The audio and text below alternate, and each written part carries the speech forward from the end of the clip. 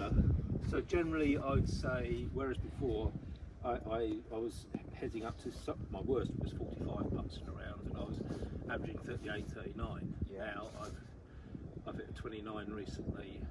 A bad round is 34 putts in a round, but you know, I want to make sure I'm taking on all opportunities to improve. Yeah. So interested to see what your thoughts are. As you can see, I've got my my markers which tell me where the hole is. That's quite important for me. Because without that, I can't get anywhere near the hole. Well, that might change. Reading the green is not one of my strengths. I'm better when the greens are flatter, obviously. Okay.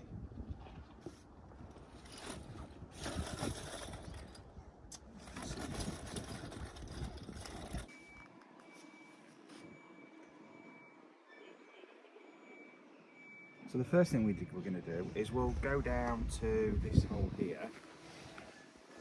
You don't need your putters yet. But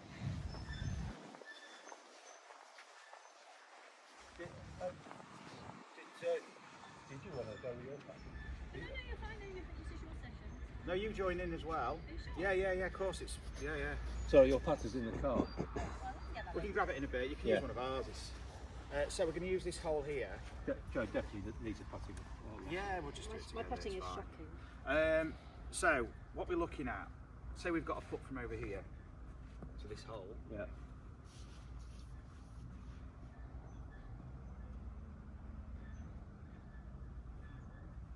The first thing we need to do is we need to look at the slope, and most people look at the slope from here. So if you come and have a look at the slope from here for me.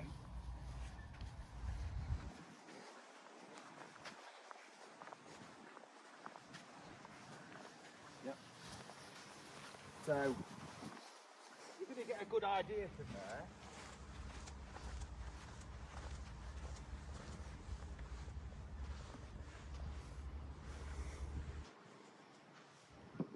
You're going to get a good idea.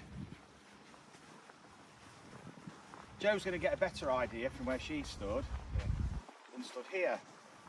And this is why 3-foot putts and 4-foot putts sometimes are like a bit of a grey area, quite distorted, because you're looking down on it. So if you're looking down on something here, you can't really see the slope.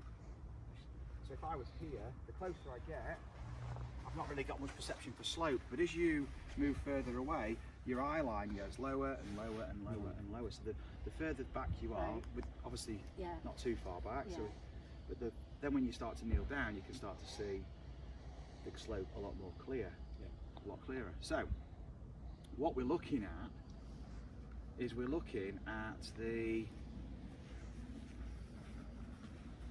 hole. And what we want to work back from the hole. So we want to start to look at how this ball is going to enter the hole. Because the ball's going to break the most as it slows down. Because gravity is going to start to take more effect. Yeah. So the putt breaks the most generally towards the end. Okay. We'll talk about green reading, pace control and everything in a minute, because that's important. But what I'd like you to do is walk around with me here and just look at the putts. So now we've got a side profile, and then walk round this way, and then we're gonna. Now you wouldn't often get an opportunity to do this, but all I want you to do is notice how perception of the putt changes. 'Cause you've probably got a good idea of where you're going to go, but as you come down here, stuff starts to change a little bit as well, and you start to get a bit lower as well this way. That's it, Ian. And you start to get a sense. Now you can start to get a lot more detail. Yeah, there's a slight hump in the middle as well. Yeah, there is. And then as you come around this side, keep your eye on the hole and the ball, and notice around the hole what it looks like here. Now imagine water is spurting out the hole. Imagine there's a fountain. Where would water drain? So as you're walking round, what I want you to notice is where would water drain from that hole. And then as as we're walking round, keep looking. Just keep looking that way all the time. Because even though you might not be thinking about the putt, while you're looking at it, your body's taking in all this information. While you're driving your car, you're focusing on the road, but you're also aware of everything in your peripheral too, even though you're not conscious of it. Okay, Yeah. it's kind of where your attention is important, but you're also taking in lots of other information subconsciously, and this is going to help you with your putt. Okay, and then as we go around here, so you don't take your eyes off it at all, and then it changes, and then you come back up here and notice now how the detail gets less and less and less. And then as you go here now, and where you were stood earlier, Ian, you were here. Yeah. So you stand where you were now. Yeah. Well, I'd miss this. It's slightly uphill. There's a little bit of a, the hump there. Yeah. And it's generally going that way. So yeah. So you've got an overview. What we've done there now is Now having gone through this, yeah. and it is You can't see that from here. No, you can't. And also, but it's not possible time-wise to do what we've just done. No. Okay. Not really. Yeah. But there's things we can do, okay, to really help us taking information about this topography here and how we can start to really attune ourselves to this ball roll. So we decided. Let me just get some tea. We decided where water would.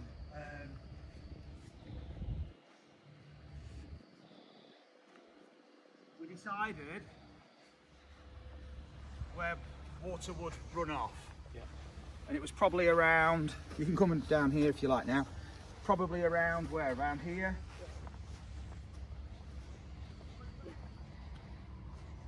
About there, yeah? Okay, cool.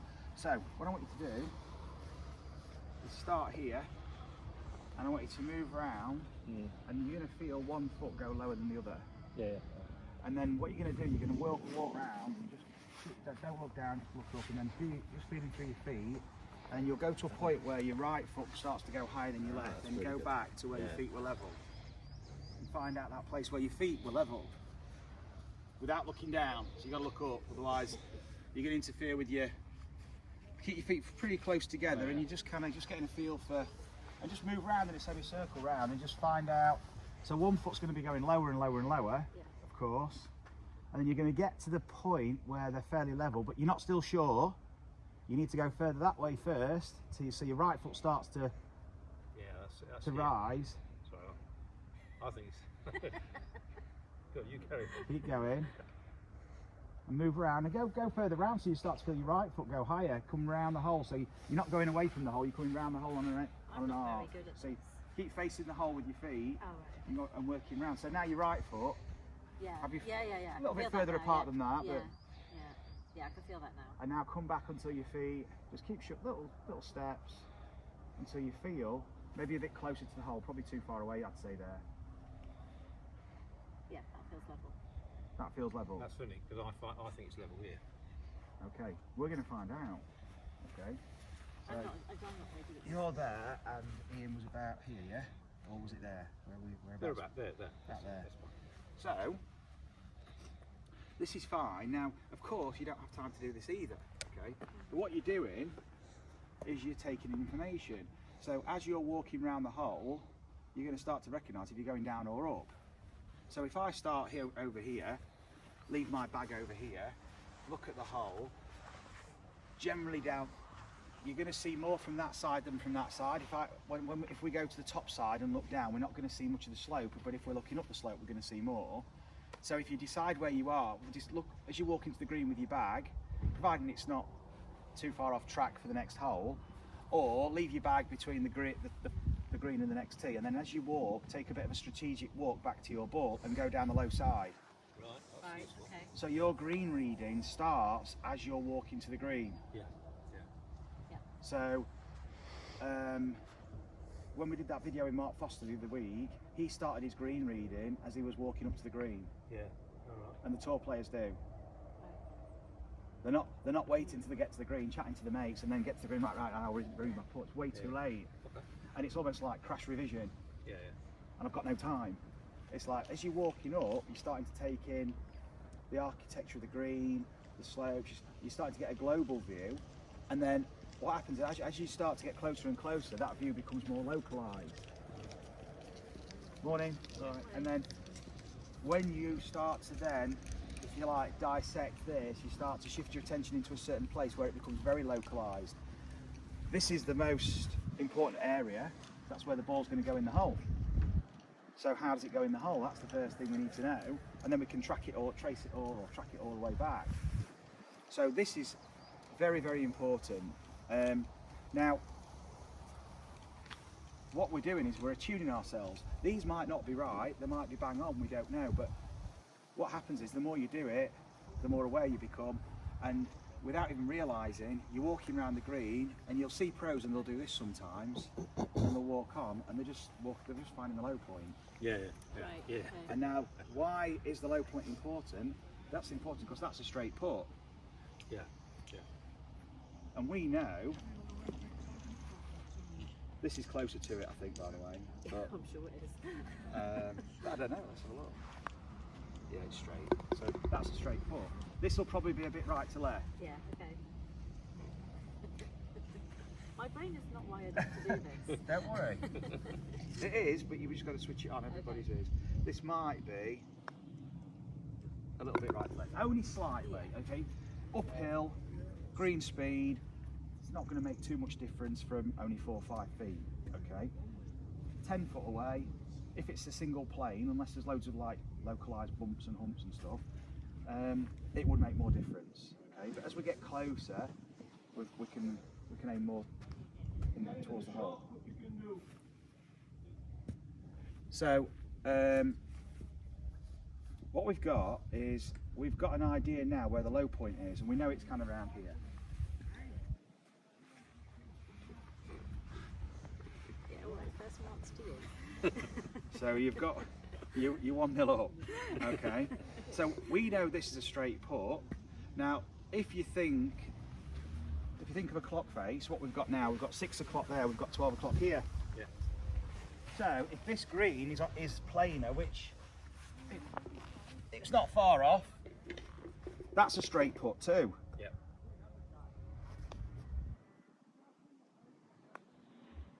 Okay, it's my dodgy putting stroke, but it went a little bit actually. Probably a bit more that way.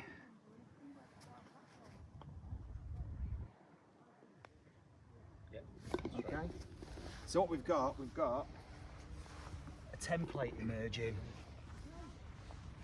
We know that's straight. Now the more you move round, imagine that's 12 o'clock and 6 o'clock. Yeah. The more you move round here, say when we get to 3 o'clock, this is the maximum breaking putt Right. for this particular hole. Okay. Yes. Yeah. And every putt is gonna try and make its way to that low point depending on the speed of the green and the severity of the slope. Yeah. Yeah. Got that. So as soon as we know our low point, Yeah. and we look at the hole and then we look at where our ball is in relation to it all, we've got straight away we've got an idea of how this is going to enter the hole.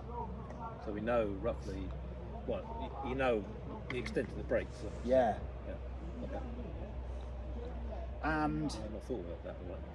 severity of slope is going to play a big part, and that's where we start to visualise where the ball's going to enter the hole. So once we start, so we're kind of maybe 2:30 on the clock face, if you like. This is quite a big breaking putt for this hole on this green. Yeah. Okay. So we know it's going to be right to left. So what we've got to do now, we've got to think about where's the ball going to enter the hole. So just a second, I'm just going to grab another ball. If I put 3 balls, if you want to come maybe a little bit closer, but from there, if I put 3 balls there,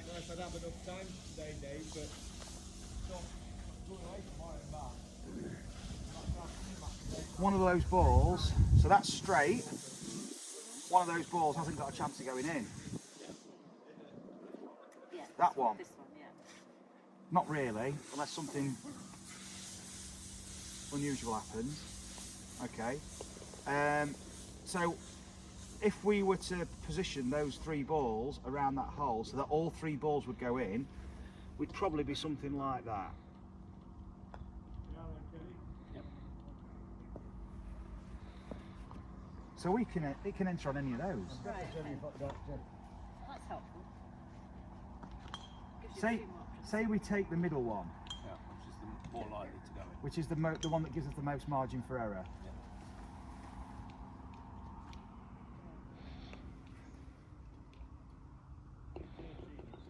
And that's the kind of entry into the hole. It's not a severe right to left put. Yeah. Now go back where you were behind the ball and see how that looks.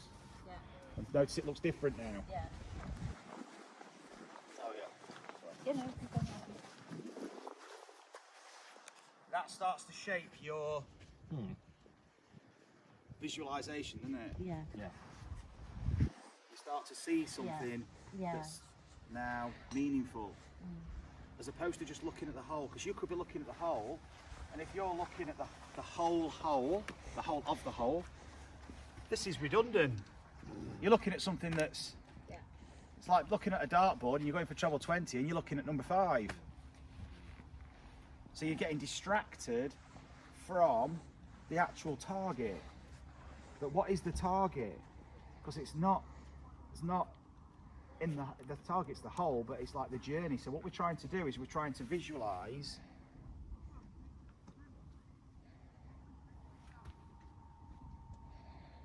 it starts to look different, doesn't it? Yeah. See, I'd have used, I do a very basic aim point. I'd have probably gone there. So I'd have been aiming sort of there. Which is sort of coming close to, not saying that I'm very good at that. No, It's no. a very rough way I do, but yeah, I can see it. I can see that because you're actually envisaging the track into the hole. And also when it needs to break, so it gives you a view about how hard you need to hit it. And that's something we're going to talk about because it's all important how hard you hit it. And I'm going to show you how you can attune yourself to the green speed for the day. Brilliant. So like you become a human stimp meter. The stimp meter is the tool that the greenkeepers use to measure the speed of the green. Okay. So it's like a slide for the ball, and they elevate it and then they let the ball drop, and then however far it rolls is the stimp for the day. And so we can start to essentially we can start to attune ourselves to that green speed, because you see things like aim point and stuff like that, they're all well and good, okay, but everybody sees it different, and things can be deceptive. And we already have this inbuilt GPS system that is really kind of super effective, because we take it for granted. We use it every day in life, and we don't give it a second thought.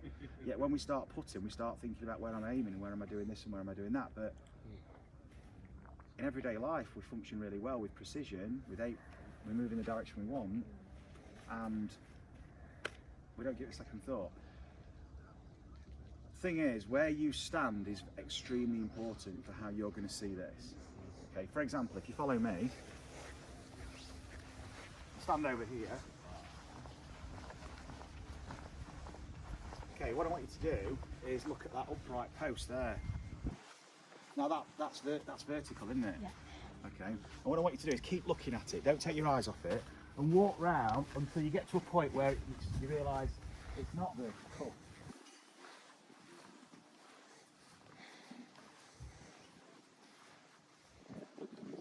Yeah. It's on an angle, Yeah. it's not straight. Yeah. But then there'll be a point now where you keep going around this way and it looks straight again. Yeah, Now you can't tell. It's vertical Yeah. again. Yeah. Okay. Which part? Yeah. So there was a place here where you went, I can see that, it's not vertical. Yeah. And it's probably 5 degrees off. Yeah. yeah. So now you can start to actually quantify it a little bit. But from here, morning, you're out. But here, if I said that's 5 degrees off, you'd go, no chance. Yeah. So if I said, oh, this is a right to left put, and you went, no chance, it's straight. Yeah, but you're not looking from the right place. Yeah. Yeah. Does that make sense? Yeah. And not many people, most people are looking at their putts and they're not taking all the information. Yeah. What you've just done here is essentially what we've just done walking around that hole. Yeah. And then you've gone, and then you start to see it, and you'll pick up on things different to Joe, and Joe, you'll pick up on things different to Ian. And you'll see something, you'll go, all right, I see that. Now, if everybody does the same thing, and this, I'm not denigrating aim point or anything like that, but everybody stood in the same place doing the same thing, and it's another model, and it's quantifiable, and the numbers are dodgy too. But that's another thing. So the thing is that what we've got to do is we've got to find a natural, organic way of reading the putt. But there is some underpinning kind of geometry to this because, but remember the greens aren't that predictable. Yeah. The artifact on the green, it's not a snooker table. It's probably going to have some bumps and hollows and stuff like that. So we've got to start to really connect with the environment and read it. And what's going to happen is your feel and your touch and your movement's going to start to adapt really precisely because the information you're feeding in is going to create a really kind of precise stroke. Because now you've got a clearer intention of what you want to do. Because you're now adding the kinesthetic element to the visualization. As opposed to just kind of trying to analyse something visually and analyse it and then try and match some feel of a stroke, whereas there's actually a feel with you and the environment. There's a connection between you and the environment. The connection is the feed. Okay, so what we're looking at is the visual aspect of it. What we also need to appreciate is this ball. The ball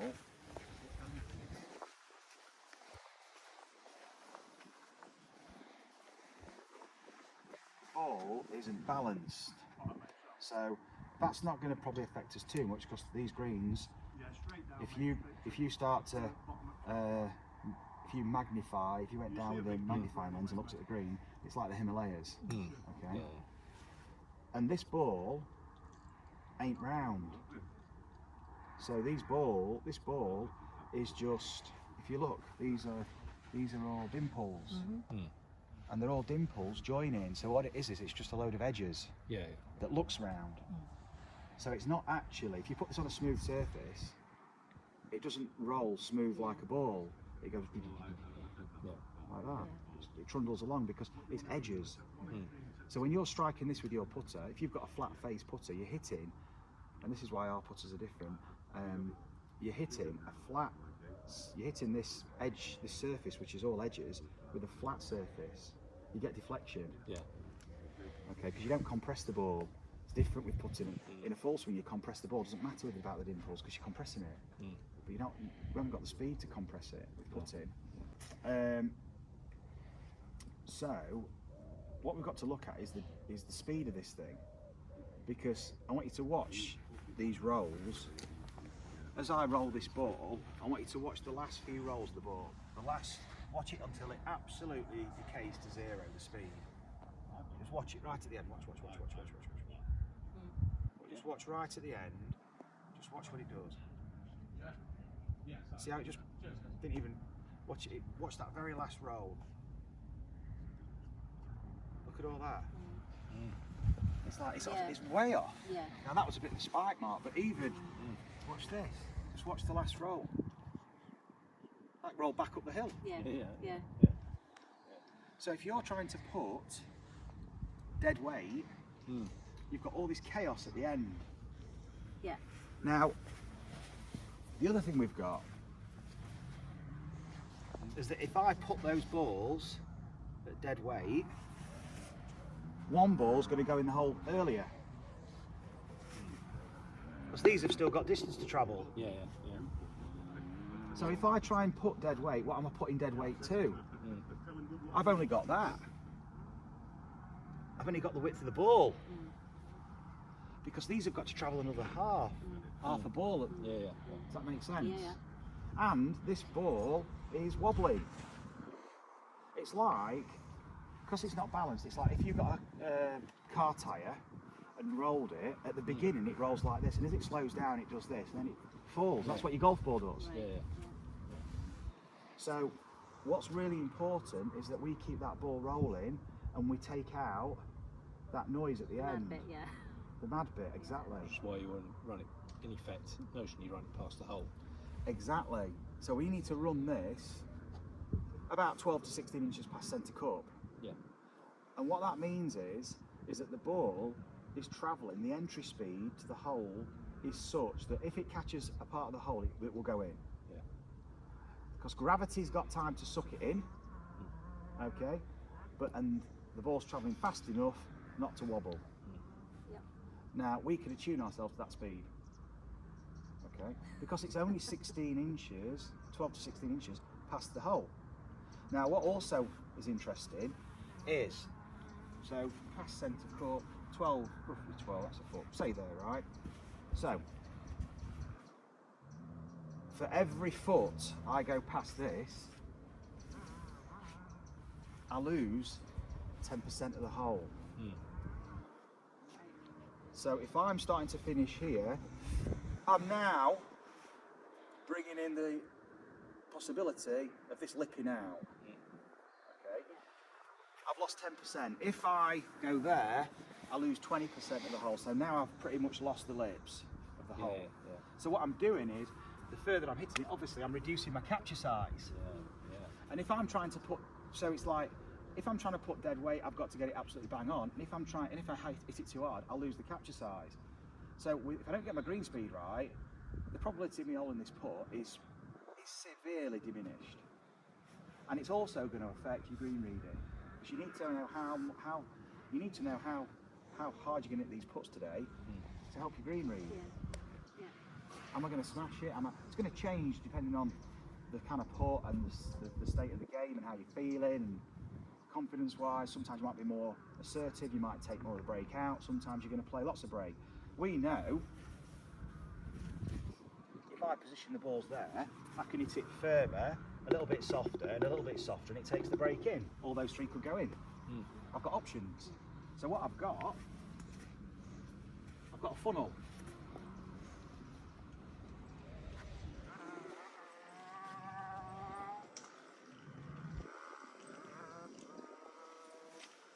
And it's way bigger than the hole. Yeah. That's what we'll have to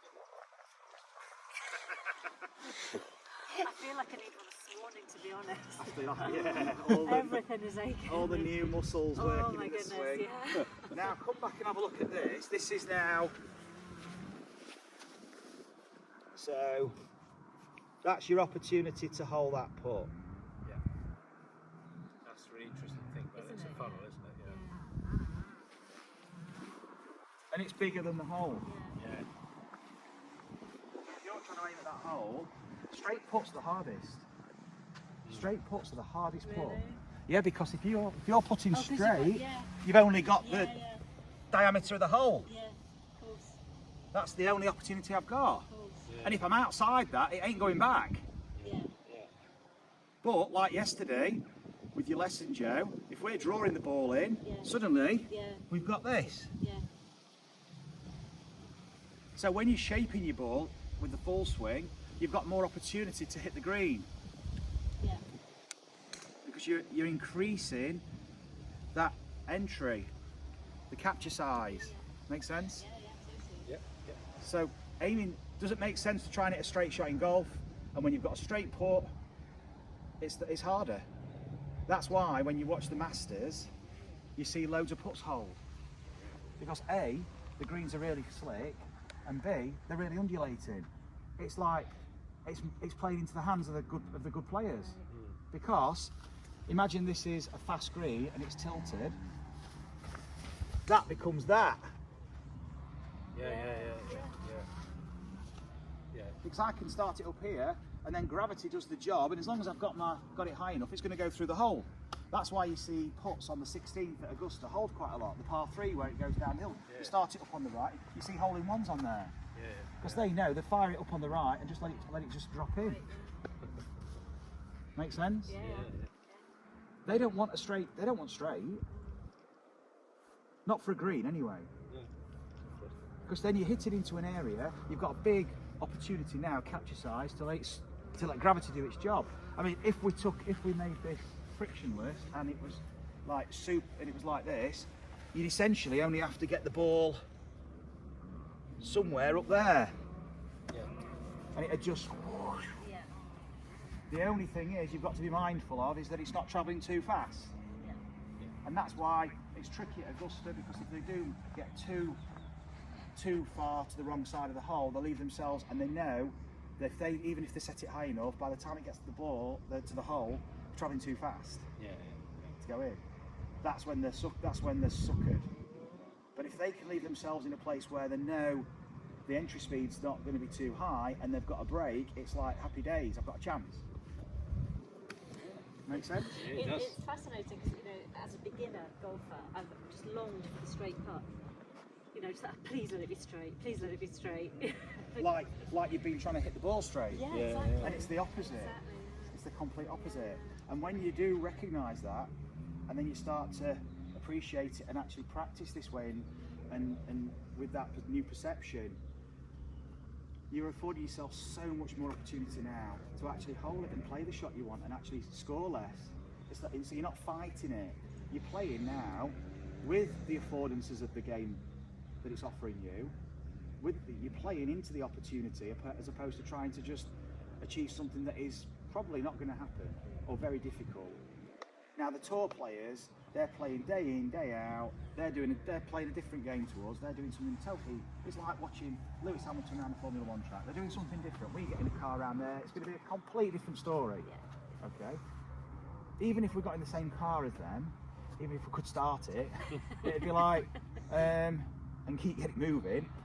We won't get any. We'd be nowhere near that level of performance. But when you put a golf club in someone's hand and they stand on that tee and they suddenly think, which is great, but they think they can whack it. But these guys are playing, or ladies are playing day in, day out, and their attunement to the tolerances of this game are very, very, very high. So they see it and they can hit. To them, they'll hit a ball that looks straight and is almost straight, and they might even try and hit it straight, and they are able to hit straight. Just like Phil Taylor could give 9 dart finishes and Ronnie O'Sullivan do a 147. It's like, of course they can, because they're talented and they're skilled, and they do it every day as well. I mean, but they've got super talent for the game. Now, what we want to do is we want to just see it a little bit like they do. We don't have to. It's not the fact that they see it a different way because they're talented. It's the fact that they saw it a different way, which allowed them to develop their talent. Yeah. So, as a beginner, it's really important how you see the game, because this is going to frame how you now apply yourself and practice and play the game. So it's the most important time in your golfing life, right at the beginning, that you recognise the affordances and you see the landscape, and you become connected. The synergy between what you're seeing and what is reality, and how you can now perform in this environment the way you want. So the way we see it changes. So you're seeing now, you're not thinking I've got to hit. You see, the line on the ball is okay, but you've now focused on just like one element, where actually there's margin for error in this. Oh yeah. And I'm not saying the line on the ball is a good thing or a bad thing, but if I give you a football to kick, you don't go and get a Sharpie pen and put an arrow on the football, I'd probably the need direction you want to kick it. I would probably need to. And And it still wouldn't go that way. it's kind of, but you wouldn't think about marking the ball, because you'd be like, well, I'm wanting it over there, so my attention should be over there. Anything else is it's a distraction. It's introducing noise and interference. The interesting thing is the reason I do the line, and it has worked Yeah, quite well. and But when I actually set it up where I want to go, not actually the hole, but on my target line, Yeah. when I actually come to it, it looks as if it's going left. Yeah. It's a perception issue. Yeah. Otherwise, I'd be hitting it right every time. So therein That's lies really the- yeah. interesting. So what that is, what you're doing in a way, is a bit of a, it's a bit of a sticking plaster. Yeah. Okay. It's for this moment. It's basically, even though you're looking at it, and you will start to, like you say, you have to commit to trusting the line. But what I would do is suggest that you change the way you perceive it. So you change the way that, not as in you aim further right than you think you're aiming, as in where the issue lies here is you're probably not looking at the right things. We've all got a bias. Yeah. Okay. But we don't steer our cars off the road with that bias. Try not to. And so it's kind of Joe, you don't disagree. walk in a Yeah. okay. Yeah. Because what happens is that you adapt. The one thing that's going to adapt here is your hands. Yeah. Okay. Because the body already recognises it's got a bias. It knows already. So it's already moving as an almost compensatory mechanism for your bias. So it knows. Okay. That's how you function in life. Okay. When you see something coming towards you, you move and it'll miss you. Okay. You don't move with the intention of missing and it hits you. Okay. Even though we've all got the bias, and we're seeing this thing, we're seeing it different, but we'll all move out of the way. Although we've our vision's different. So why is that? Well, the body's learned over all its lifetime it's got these compensatory mechanisms. Okay, it's part of how you move. So what you actually want to do is utilise that in your putting, not try and fight it. Does that make sense? Because you don't need to aim the putter straight to start with. And I mean, it might help, and it's going to help. Okay, but you don't aim your foot before you go. You don't go up to the ball and go, and then move back with the intent. I'm going to kick it like that. Okay, you stand here and you look where you're going, and you go. And what happens is it all happens while you're kicking. In the moment. Otherwise, I've preempted something, and now it's almost like a swing position. It's like, this is where I'm going to go right now. So what am I trying to do now? Well, I'm trying to score a goal or pass the ball, but I've also now introduced a precondition that I've got to try and achieve this. So I'm now thinking more, how am I hitting the ball or kicking the ball than I am where am I going. And if I give you this to throw or roll,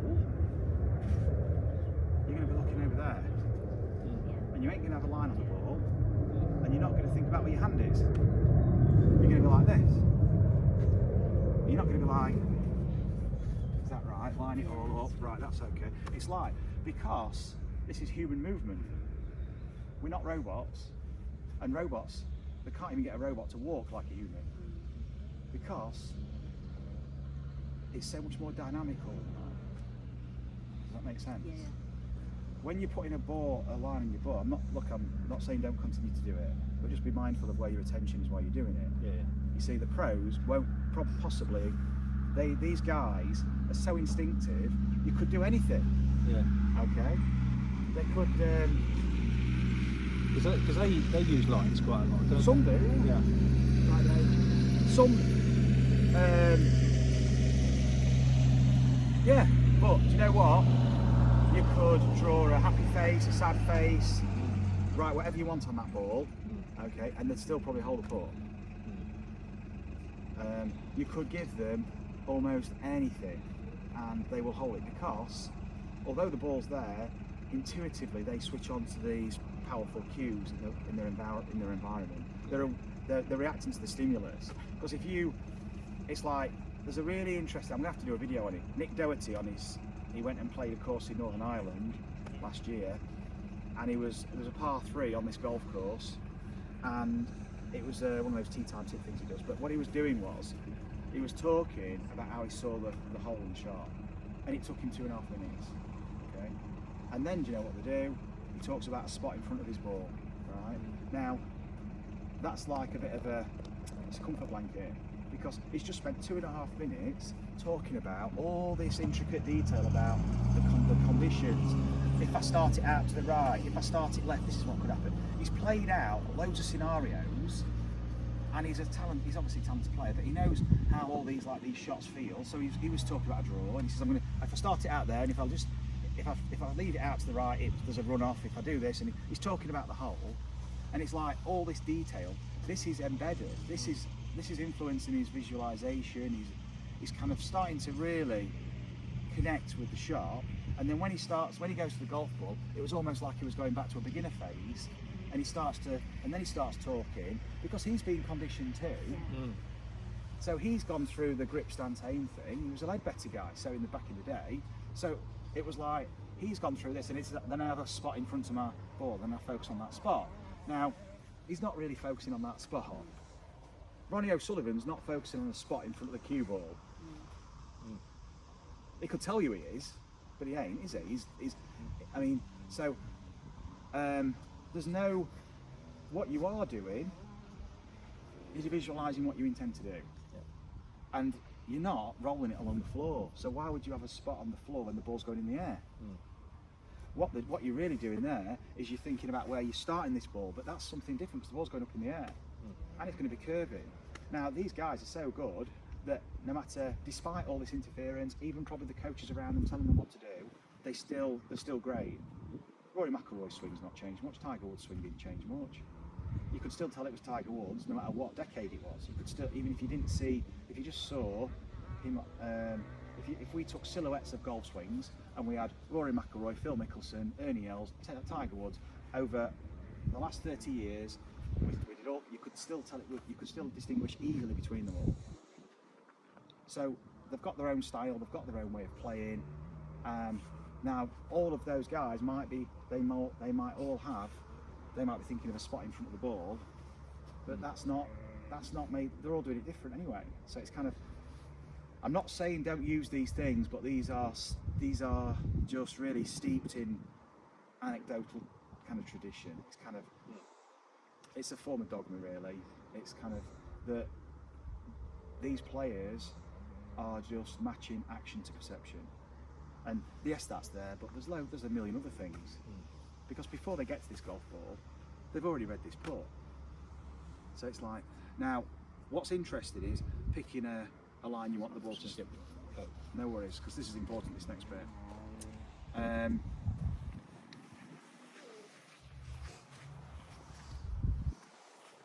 This will be good actually.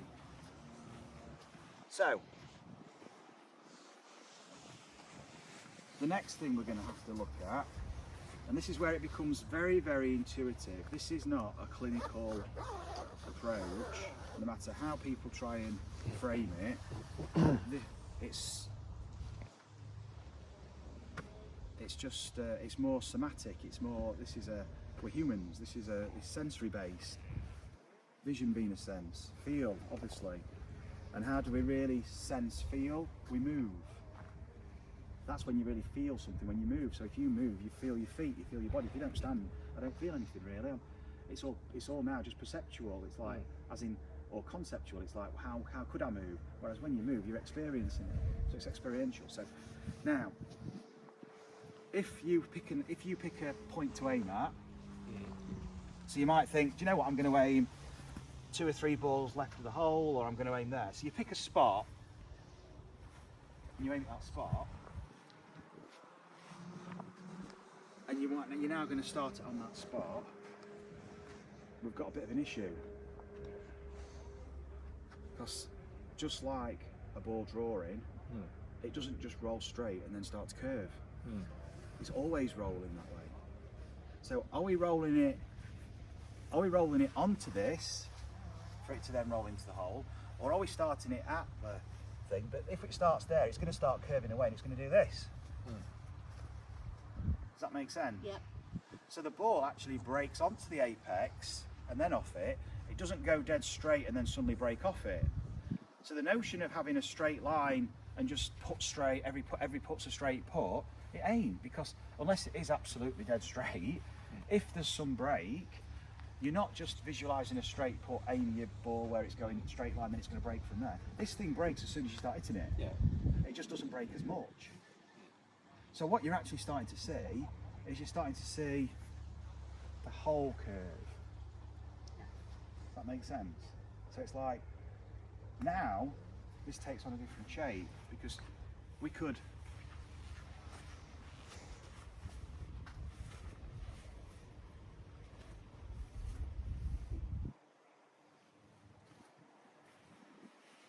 start to now visualize the whole of this ball roll all the way back to the ball. So essentially you're just using your imagination, and we don't need any crutches, we don't need stabilizers, we don't need any help with this. We're very well equipped with the putter to do exactly what we intend to do, because it's like rolling the ball. Okay, you'll very quickly start to adjust, and you start to adjust. Okay, so you get closer and closer and closer, and you should do. Yeah. So if you have more goes at something, we generally get better. But in golf, we can have more goes and get worse. So why would, in everything else we do in life, if we do it more, we get better? If you do that with a game, like I've just done it, you'll get better. But I could take you to the driving range and we start it and we have 100 balls and we get worse. So what it means is, we're probably not applying ourselves the same way in golf that we are when we're rolling a ball. The mindset's not the same for some reason, because we had all this interference. So what's important now is where you look at this from. So you know, I mentioned earlier about that, because I can put 3 balls in a row. So I'll put 3 balls in a row. So if you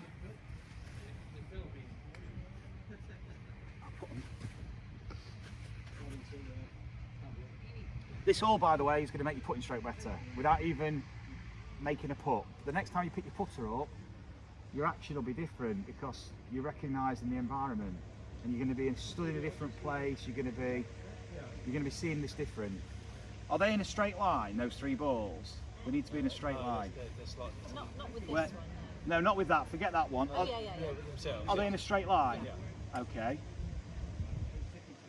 Just go and put that ball. Can you move that ball so it's in a straight line with these? And then just move back and check it. Let Joe do it first, and then, is that okay? And then have a look. Ian, does that look okay for you?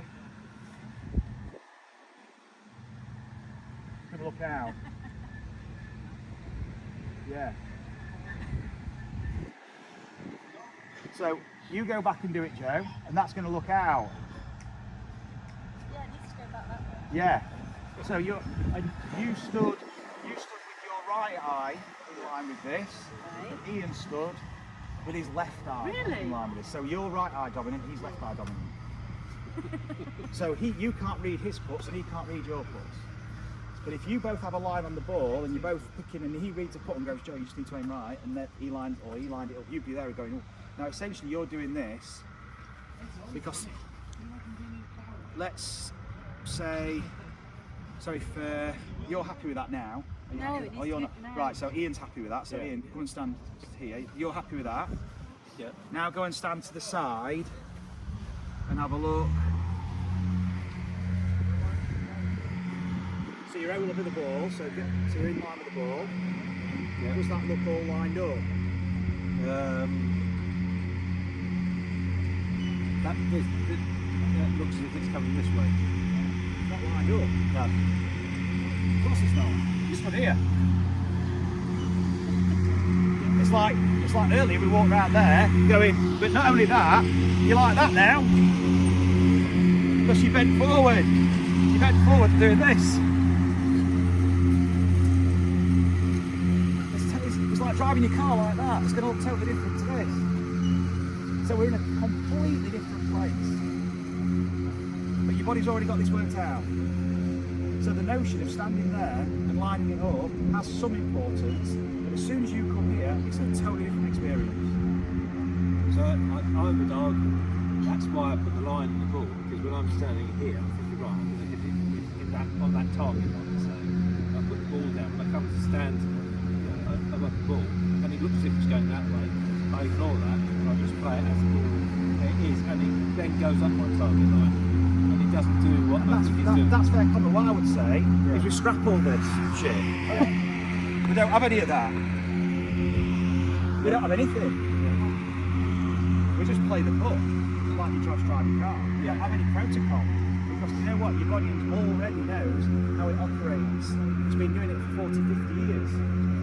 So it knows when you're here, it knows where to go, providing the visualization's there. And all we're doing is we're adjusting how we see this thing, and we're letting our body react. Because where you stand is going to be different too, so you might not even be stood in the right place for you. This is what we're going to find out next. Because none of anything else matters until you're in the right place. Because if I'm not seeing that, it's not straight. It's pot looking a hole in. But you know what? If I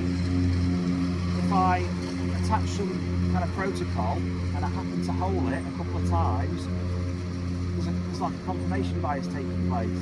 Oh, I've holed it, so it must be right. But actually, it never was right in the first place. It's just the body's done an amazing job of compensating. I still think that my methodology is helping me to hold that putt. But actually, there's a supercomputer going on in the background. The subconscious is doing all this for you, and consciously we think, oh, we're all right. We just kind of this is exactly what's happening. But it's so much more complex than putting a line on the ball. So we're starting to simplify something that is in essence extremely complex, and actually the body doesn't need any stabilisers. It doesn't need the stabilisers, because you put the stabilisers on, you can't really ride the bike now. You're very limited. So what that's doing to your stroke is also putting the line on the ball limits your stroke. Now that might be like, well, that's a good thing, so I'm going to put, yeah, but all this ability to react in the moment is lost, or it's not lost, but it's affected, because you're not allowing yourself now to just express yourself freely with the full emotion, because there's I'm trying to conform to this line. So what we're trying to do, we just have these will follow the intention.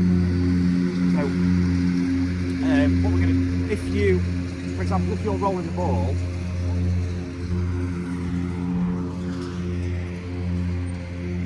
you'll roll the ball different, you two.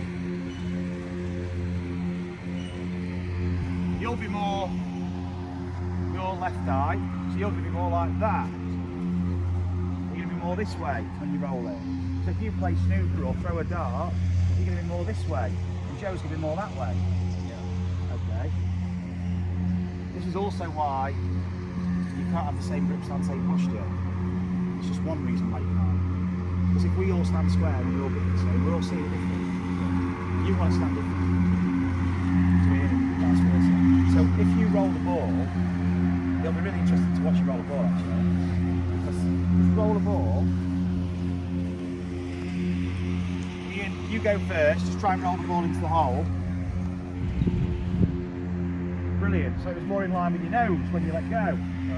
And then Joe, if you roll a ball, try and get it in that hole, on that curve. And look, Joe's arm and ball was to the right of this side. Yeah. Okay. So,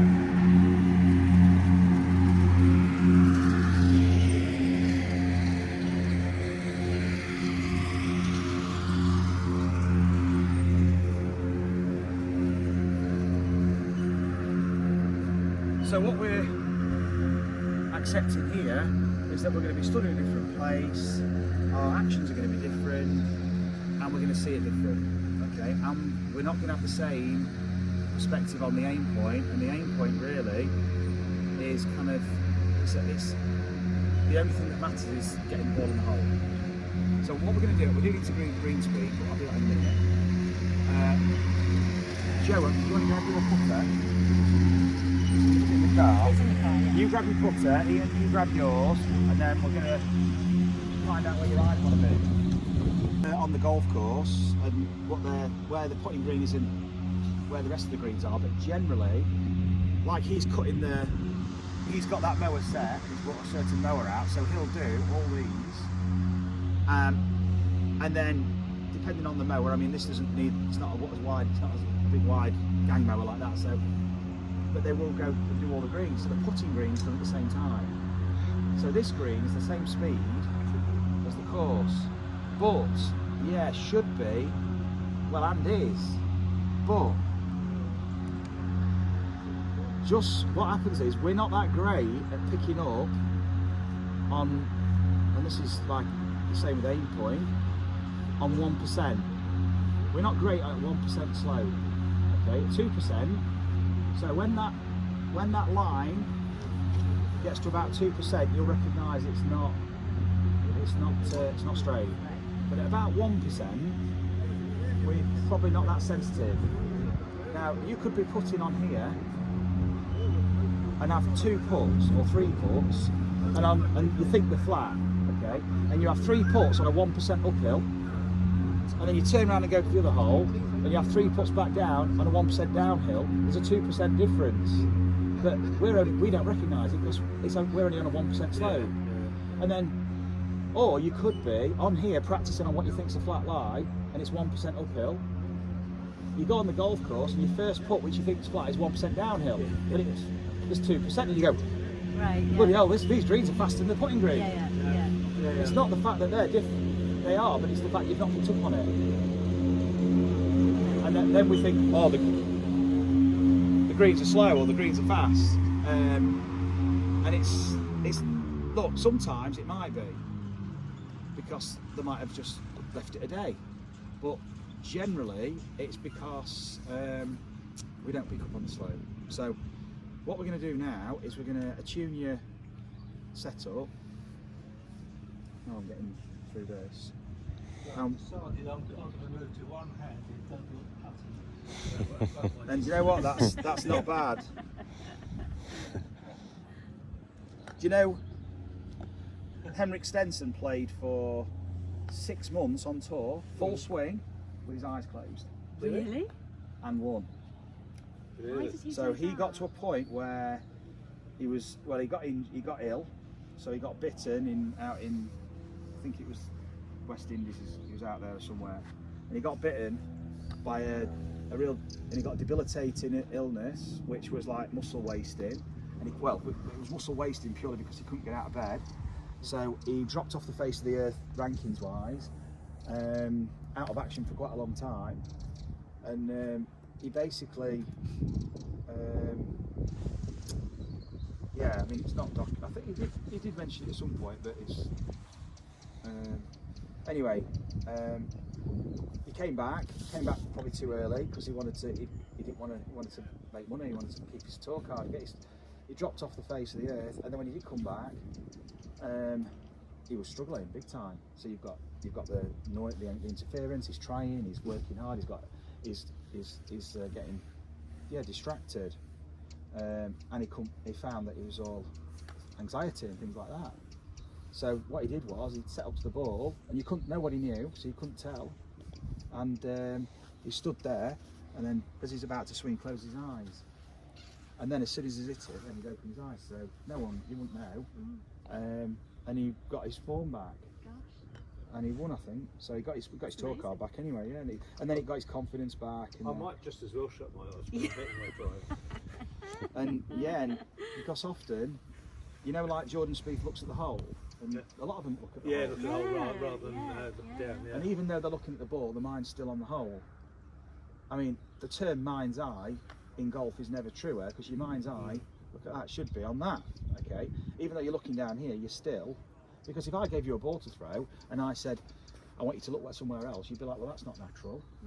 I want to look where I'm going. Yeah, But absolutely. in golf's one of the only sports, there's not many others, where you're not looking where you're going. As in, you are really looking where you're going, but that's what I say you are, you're looking down here and you're going over there. The thing is, we're looking at the thing we're going to hit. So that changes the task now. I looked at the hole then, just hit it a bit too So hard. I'm just going to go and cut this. This is, I'm really there actually, sorry. To know, so I grew up playing at the same club as, it's a couple of clubs, but one of the clubs was where Mark Foster and the Westwood were. I've been coaching Foz for the last few years now. I was astounded when we first got back in touch not back in touch, we've been around and stuff, we've seen each other, but not in a professional capacity. I was astounded to realise how little he knew about his own golf swing or what he was doing when he was 17, 18, and I looked up to him like a god, and I thought he was in control of everything, because that guy was off like +2, +3. English, he'd won the English stroke play, English match play, better amateur record than Lee Westwood, the man, and I was like playing with him. Only had a few games on the home club, and he would like shoot ridiculous scores, and you thought, this guy knows what he's doing. Only later in life, and Danny was the same who works for me, Danny was a fantastic player. Only later in life, when you start talking, they didn't have a clue what they were doing. Because I didn't know what I was doing. But at the time, he walked round and he played golf, so self-assured and confident, you thought, and he'd stand to the ball and he'd be like this. And now you ask him and you say, Mark, what are you thinking? He's going, I'm just going over there. And it's like, what about your swing? Well, I'm just going to hit it over there. And it's like, what, you're not thinking of anything technical? No. And he's had lessons with Pete Cowan and Mike Walker and David Ledbetter, and he's been to all of them in his life. And he's still, he can tell you about his golf swing, but it's like, when he actually picks up a club and starts swinging, it just becomes intuitive. And it's like the other night when we filmed it and we put it on the channel, and he played the first 3 holes, played 3 holes. He played the most unbelievable golf, and he's got no thought about where he wants to go. So it's like, you know, Dustin Johnson's got that grip. I think I did a video tutorial about it, and he only does that because it feels all right. There's no technical, because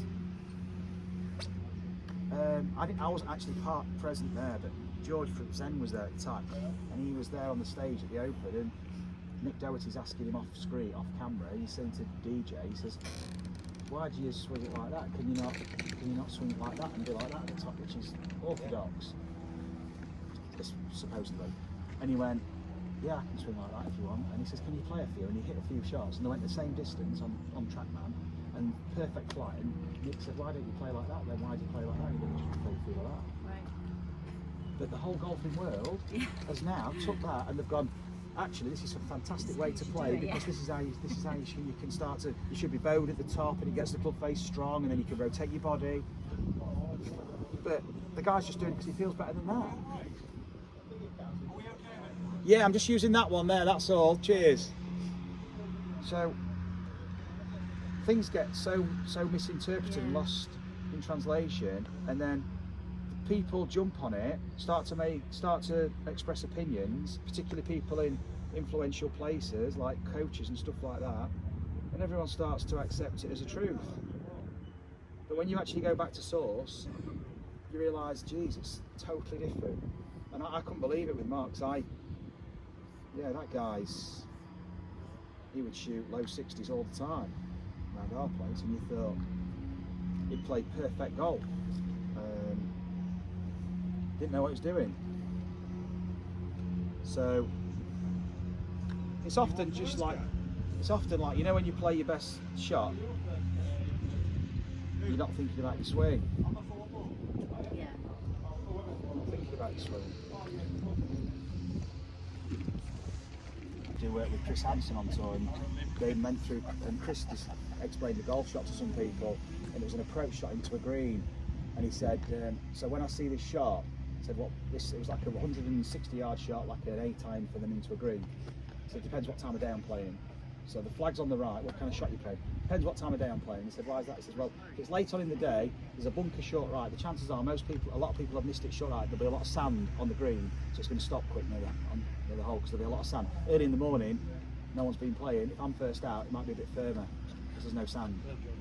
They're starting to. So that's now creating an opportunity for him to go to. He said, I wouldn't go for that flag if I was first out, but last on in the day, I'll probably go for the flag. Right. Because I've got a chance now that ball's going to stop a lot quicker. So they're really seeing it a different way. They're not just looking at the flag, looking at the green, thinking, now that's, I know that you might think, well, that they can play those shots. But that doesn't just have to be a very small area. It might be. For example, they're looking at when it rains. They're looking at the green. They're looking at where water might collect. They're looking at where the lush areas are around the green, because if you want to know where the low point is, look for the lushiest part. So in the summer, look for where it's green. So you know where the water's running off, and it'll run off. So you start, there's so many cues that you'll pick up on. So it's like, that's why football teams generally, okay, unless they're Fulham back in the day, play better at home. Or was it Fulham away? It was shocking. No, they used to play. There was one team. Was it Fulham? They used to play horrendous at home, but most teams play better at home because of spatial orientation. So they're used to the dimensions of their pitch, and they're also used to things like. So I spent some time doing some perception action stuff at Rotherham United and Sheffield United, and they put glasses on the players and tracked their focus of attention. So they looked at how they are scanning. So you are always scanning. It's inherent self-preservation, but you're also using that process to play. When you direct your attention in a certain place, you're now affecting how you scan. So if there's no distraction, and again I'm not going back to line on the ball and that stuff, but it is a form of it, you might be taking your eye literally off the ball, but the ball is somewhere else. So it's like you're not now scanning, and you're missing out on these cues. So they looked at the players they were using for passing. They weren't always using the player, they were using people in the crowd. They were using stanchions and things like this, and they were using advertising boards, because they knew where the advertising board was, and they knew where they were, and as soon as they knew, when they saw a player, they knew spatially where they were, and it was like a big GPS system. They probably didn't even know they were doing that. No, they interviewed them afterwards and said, "Do you realise where you're looking?" And they went, "No, I've not got a clue." I think I'm looking at the player I'm going to go to, or I'm looking at the ball and I'm thinking of the player. And they went, "No, you're not. You're looking over there, and you're looking over there, and you're looking over there." And because I've used them in golf, and you have the TV screen, and there's a red dot moving around. So you're looking somewhere, but this red dot's moving around, and that's where your focus of attention is.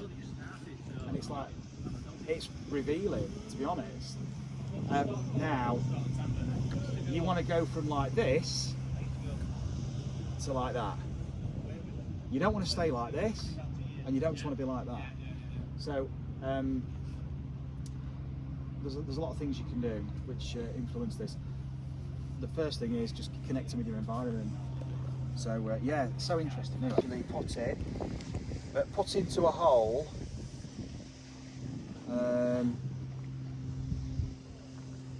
Ain't that kind of beneficial, because you're not going to have that put again. So it's kind of, it depends how long you've got to practice. We don't need long, because you're not going to have these puts. You've got different puts. So what are we using the putting green for? We're not using it to just hold puts, because what we're getting used to. Yes, we're getting used to green speed, so okay, so if we're getting used to green speed, how can we get used to green speed? Because then when you take this green speed onto the golf course, it's going to help you with your green read, because you're going to know how hard you're going to hit the putt. So it changes everything. So I've got a challenge for you, and then we're going to see if we can, we'll go pitching afterwards.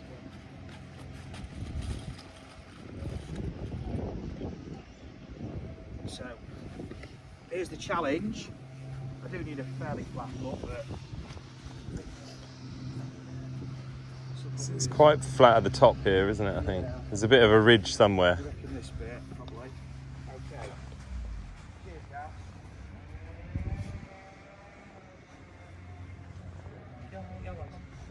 Right, so I'm going to give you. If you achieve this, I'll give you a half-price golf lesson next time. Well, we're up by about 50% anyway. I know.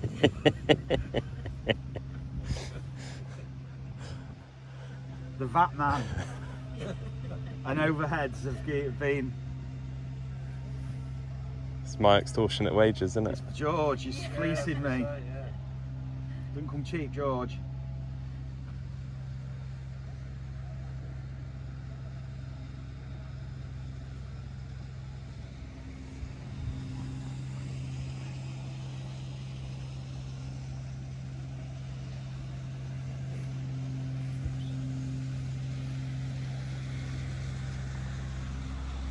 feet. Ideal distance. As long as you're in line with that, you've got to get the ball. You get 3 goes, okay, and you've got to get the ball to rest on that string. Yeah. Okay. Yeah. Well, I can tell you what I'm doing now. So, what that is, by the way, Yeah.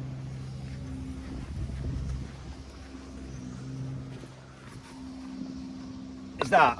Yeah. So, if we think that's hard, it's doing that. It's the same level of difficulty. So if we're trying to put dead weight to get the ball to drop in, essentially this is the lip of the hole. You've got to get it to just stop on you when it's just drop. It's the same Any thing. points between those two? Yeah. Any point. It's like being at the fun fair. It's like a fairground attraction. Roll up. I need a money bag. Right. You need a teddy bear. Yeah, I do. Yeah, goldfish. So the ball's just got to be touching and just rest on it. So you get 3 goes. Look, it's possible. People have done it. We can both put at the same time. You can have a put at that side, Joe, if you want. Can I? Yeah, just you stand there. Oh, they're getting this one. No, you won't. If you stand there, you've got loads of. No, that's why I made it wider, so you can put from here and put Oh, this put there. 3 goes, only 3. See if you can. You can leave the ball there as well for guidance and just move to the side of it. You don't have to. I'd rather you leave the ball. So have another 3. He's done it, has he? Oh, very good, brilliant, Ian. That's an Oh, awesome that's effort. one of yours, isn't it? That is a fantastic effort, by the way.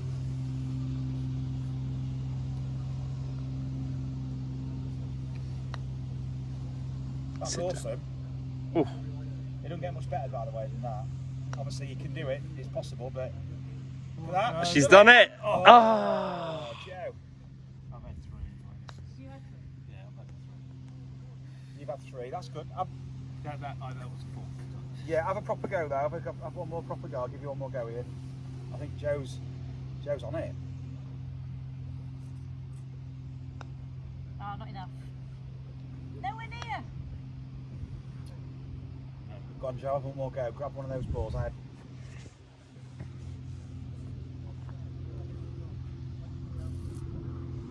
had a couple of balls. It's also important, I would say, suggest you play the same ball as well. That's good. No. Okay, so what's interesting is look at the dispersion. That's trying to hit a line, and you look at the dispersion. Some are fantastic, and some are, but that's trying to hit a line. Okay, now we're going to change it somewhat, and I'm going to give you now a way of adjusting to the entry speed. So we know we want to get 12 to 16 inch past the hole. Let's say 16 inch. Okay. So what we do now is we create a box. So that's roughly about 12. That's about roughly 16 inch. So now we've got a box.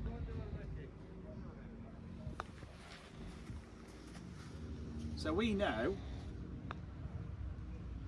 I mean, I said centre cut, but let's say the front of the lip. It's fine. I'll give us an extra. It's all relative. Now,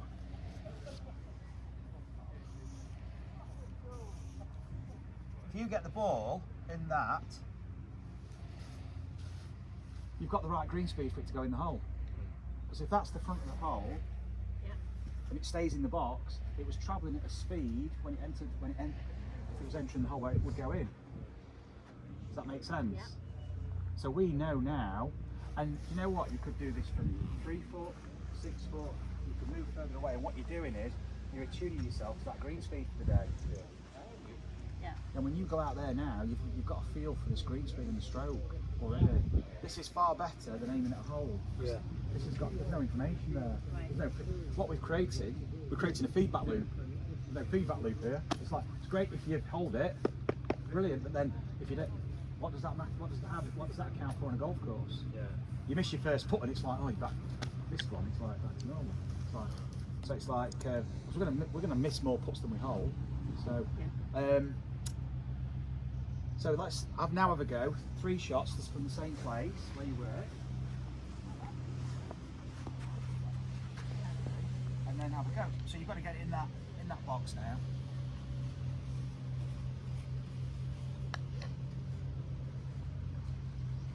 Oh.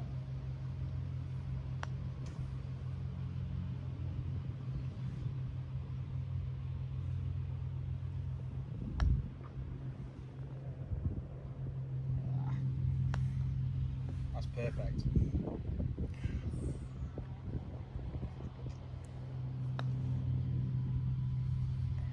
Brilliant, well done Ian. Perfect. Okay. Oh, what a So- Castellano we are. Yeah, very. So front to back, tighter dispersion Yeah, yeah. than before. Yeah. So we've given Yes. ourselves Yeah. an area and suddenly we're more accurate. Yeah. So instead of looking at it and giving ourselves a very tight, kind of trying to let it on the line, which was, we've got to be, yeah, the tolerance is so tight there. Margin for error massive. So what we're going to do now, do the same thing, but I want you to now. What were you What were you looking at when you were putting? Where was your focus? What were you? Was there any particular? I have no idea. Where were you trying to put to in that? Was it what were you? Well, just did this, you this, pick anything out? this area. I just wanted to get past here, but not too far. I find if I'm putting that hole and I'm trying to get it in, I'm less accurate than if I just try and get it close to the hole. Okay.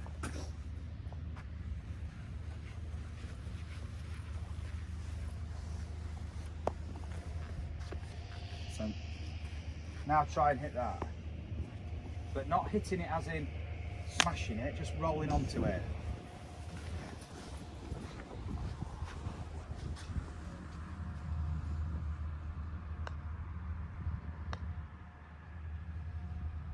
So look at your first putts.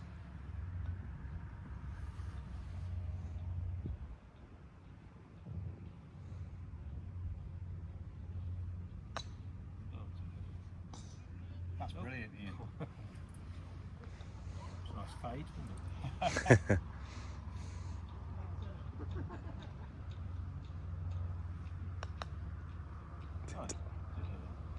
Yeah, 2 out of 3. Okay, this is good. Now I want you to have one more go, and this time you're going to look at the disc when you put. So you're not going to set up the ball. I'm not going to look at the disc. So you're gonna set up the ball, get your setup right. That's it. Get comfortable, and then you're going to look at the disc and put at the disc. Put to the disc. You're not going to look down at the ball now. So you just Not look looking here. at the ball. Yeah, just put to that.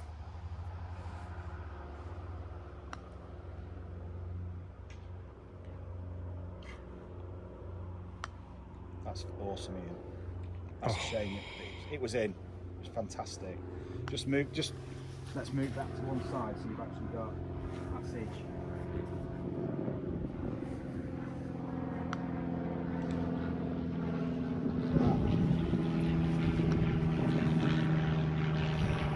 So, starting to let your hands just react to where you're looking. I find when I do it, so I've tried to putt without by looking at the hole. I find that when I'm going back, it's moving my head.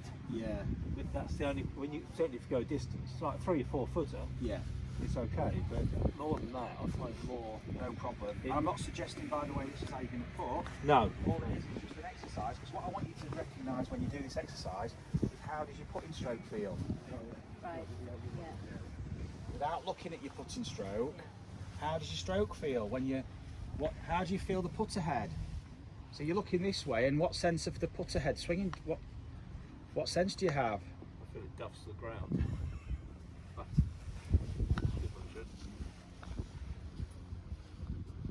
So you're trusting your body, you're just trusting your body to swing the putter naturally. That's it. That's beautiful. That's a great one.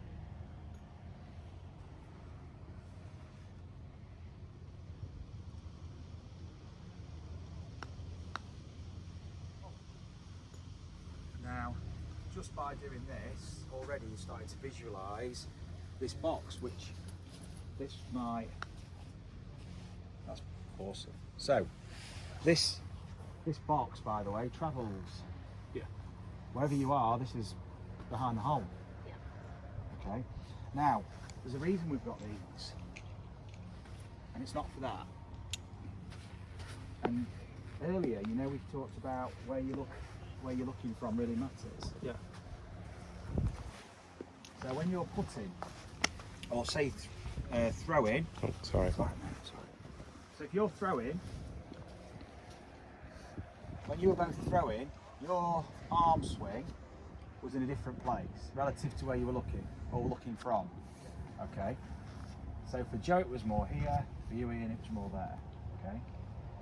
So for this action to function, it wants to be in the right place, because if you use Joe's action, you'll be like, whoa, this is way out. Okay. And if Joe uses yours, she'll be like, whoa, whoa, whoa, this is like, the action doesn't match the section. So we can't all stand in the same place. And therefore, we've got to find our place. Now, the way to find this is to use this.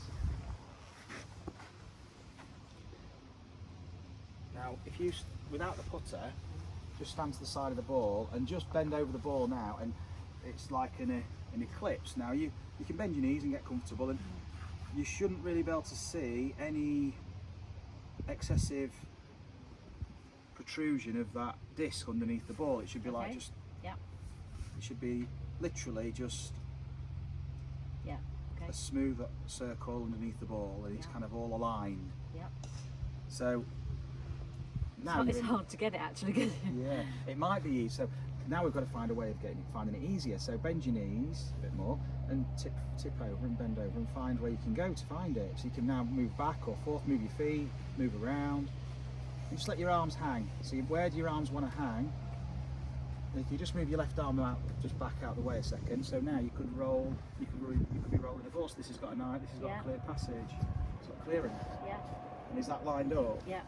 So let your arm hang there, and that's where you put. Now bring your left hand on, and that's how you fit a putter. So, Okay. so your Which putter's is way quite too long, long. yeah. Well, this is Ian's old putter. Right, so I haven't got a Yeah. putter of my own. no problem. So what we might do is we might just cut it down. Okay. But that now. Well, I am going to have my own putter at some point. Yeah. I didn't want to get one until I Now knew what I was from- doing. Don't worry now. I this daren't is- move now. Yeah, now look where you're going. Have a look down there, and then look back down at the hooks. You know you're in the perfect place. You just have a putt. Okay. Now this stroke, this putting action, might be a bit different. Yeah. Because you're in a different place. What you've got your eyes in the right place. Okay. Because we didn't tell your eyes where to go. No. Your body's found its natural place. Cool. Now staying where you are.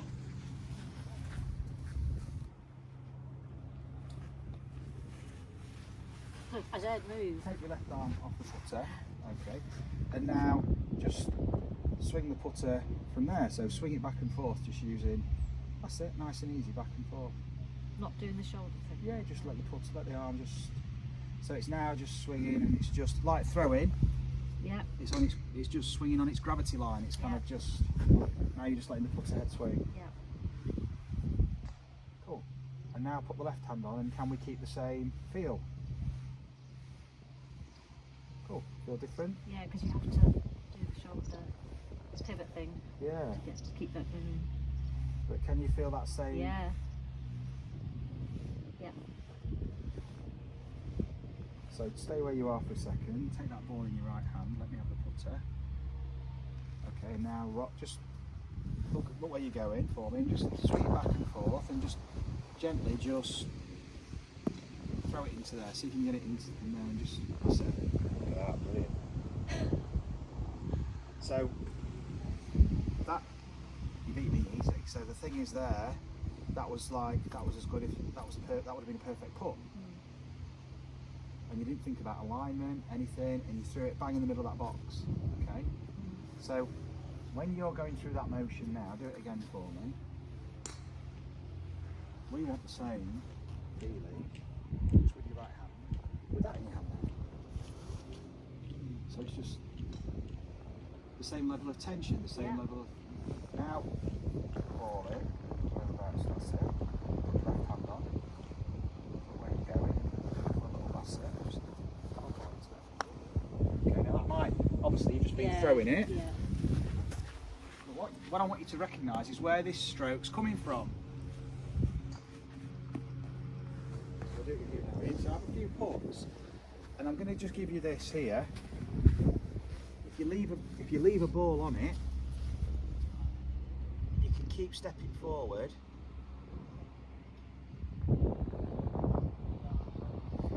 What you can do is you can step forward. It's not solid. It's flat. It's better. You can step forward, check your posture, and then move back. Now, what this is also giving you, by the way, it's giving you ball position. Because some people need the ball further back. I'm really strong right eye dominant. For me to look at this, okay, in get in the right place to be honest.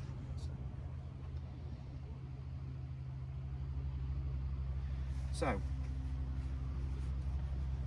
if you stand in front of me there, look where that is in my stance. I can borrow your putter. Yeah. That's where I need the ball. Right. So when I got fitted for my putter, I got fitted for a putter with more loft. Because my ball's back in the stands. So we don't have to hit up on the ball with a putter like this. Okay, the loft does the work. All we've got to find is where optically do I need to be for this to function. So my hand action matches the visual perception. I'm there. Now this could look different if I stood like that. Yeah. So some players will stand like this and you might go, well, he's got the ball left of his stance, but actually it's there. So you can change how you stand, but that's where I would have the putter for me. It's going to be different for you, it's going to be different for Ian. So putter first and just then you find a nice comfortable stance. Let your arms just hang from your shoulders so they're just hanging in front of your body so that you could easily roll a ball. And then if you want to have a few puts, Joe, and then see how it feels, but don't play that ball, just keep going back to it. Is that all lined up? There? Yeah, yeah. So now, just let your arm out. That's what you need to be. Feel different?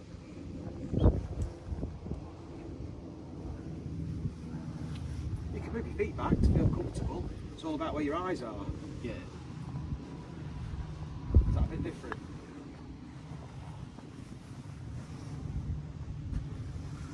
What I would do is have a ball there, and then you just step back. Nice stroke, Joe. That's it. So now you're setting up in a way that's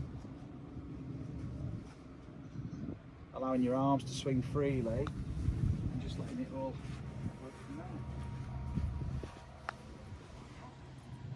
Good. How does that feel in comparison to normal? Yeah, I'm pretty closer to the ball than I normally am. So you can move your feet further away. It's all about where your eyes are. Yeah, I'm talking about my eyes. Oh, you mean close? So more over it. Because I'm not normally over the ball. Right. So that's not a problem. Yeah, that looks fantastic. Yeah, so you've got room to swing, room to use the putter. Cool, and then have another go. This time have a couple of looks where you want to go to. So Yeah. that's it. Brilliant, Joe. Feel different? Yeah. Yeah, I mean, a totally different position to And the strokes really nice and Yeah. smooth and Yeah. rhythmical and. Yeah, because I'm definitely using my left eye is my alignment one. That's fantastic. Very, Yeah. very good, yeah. Yeah. So you're just optimising how you stand to the ball, which is going to help optimise your stroke. It's helping you react in the most efficient way. Yeah, I'm not. Sometimes I have a tendency to pull, so that's a straighter stroke in that respect. Going where you want to, really. Yeah.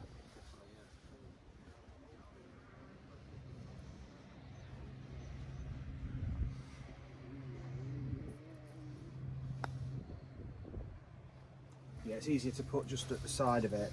Yeah. Have another go there. It's a firmer ball, that one. Right, so we'll go to a foot.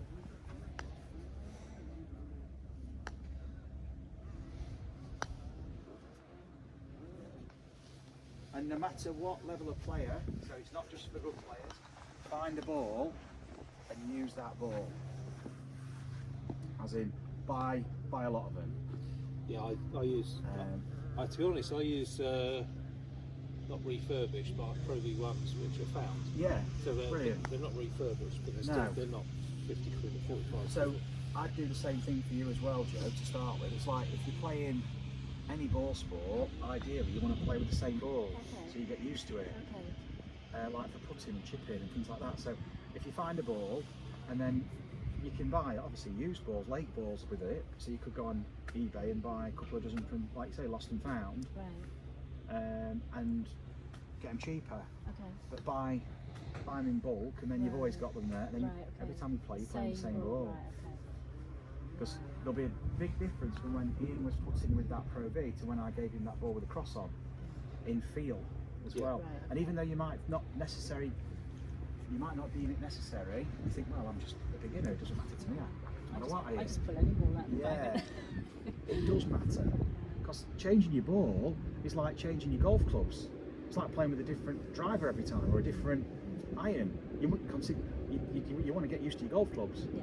So you also want to get used to your ball. Not so much for distance and striking, of course, but that is important. But it's more for around the green. Feel. So just grab a ball now, just one ball. Let's go back over here.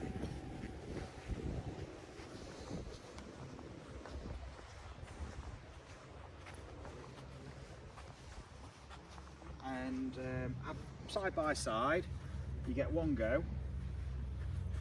You can out here. That's it. Two different lines now. They're not the same line. And have a go whenever you're ready. Have a look around. Notice if you do look here, you do have a look at it. There's not a fat lot of info. No. But if we walk this side,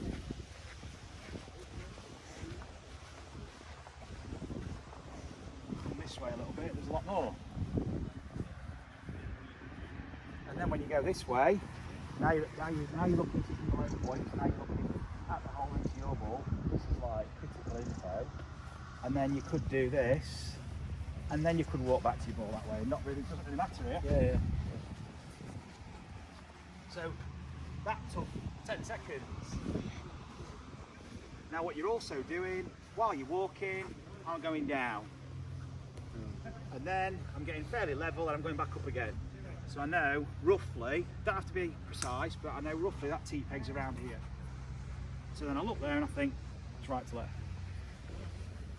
Are we doing all right? All right, good, thank you. Have a putt whenever you're ready, have a practice stroke and use that posture that we were doing earlier.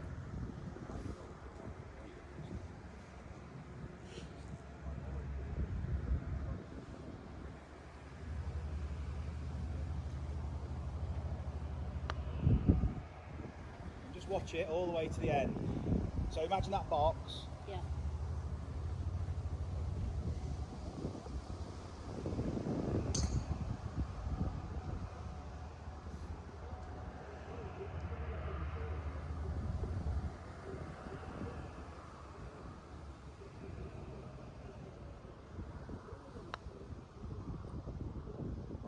Oh, yes. That was Beautiful. Maybe you do.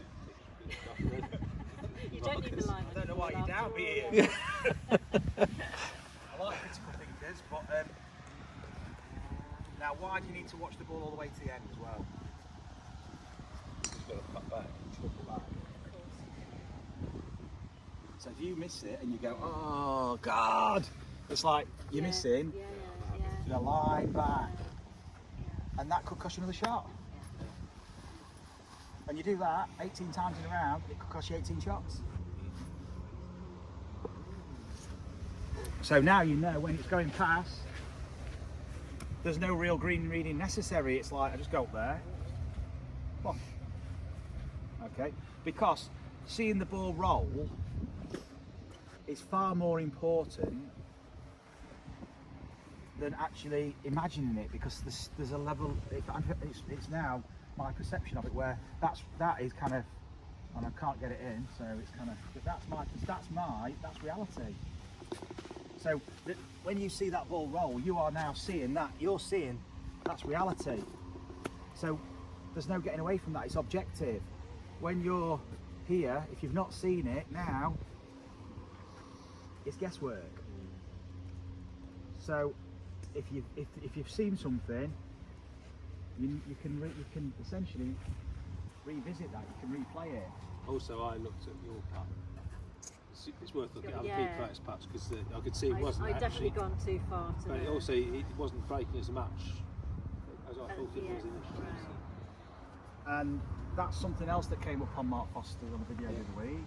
Mark was on the 8th tee with Craig on the par 3. Right, Pete?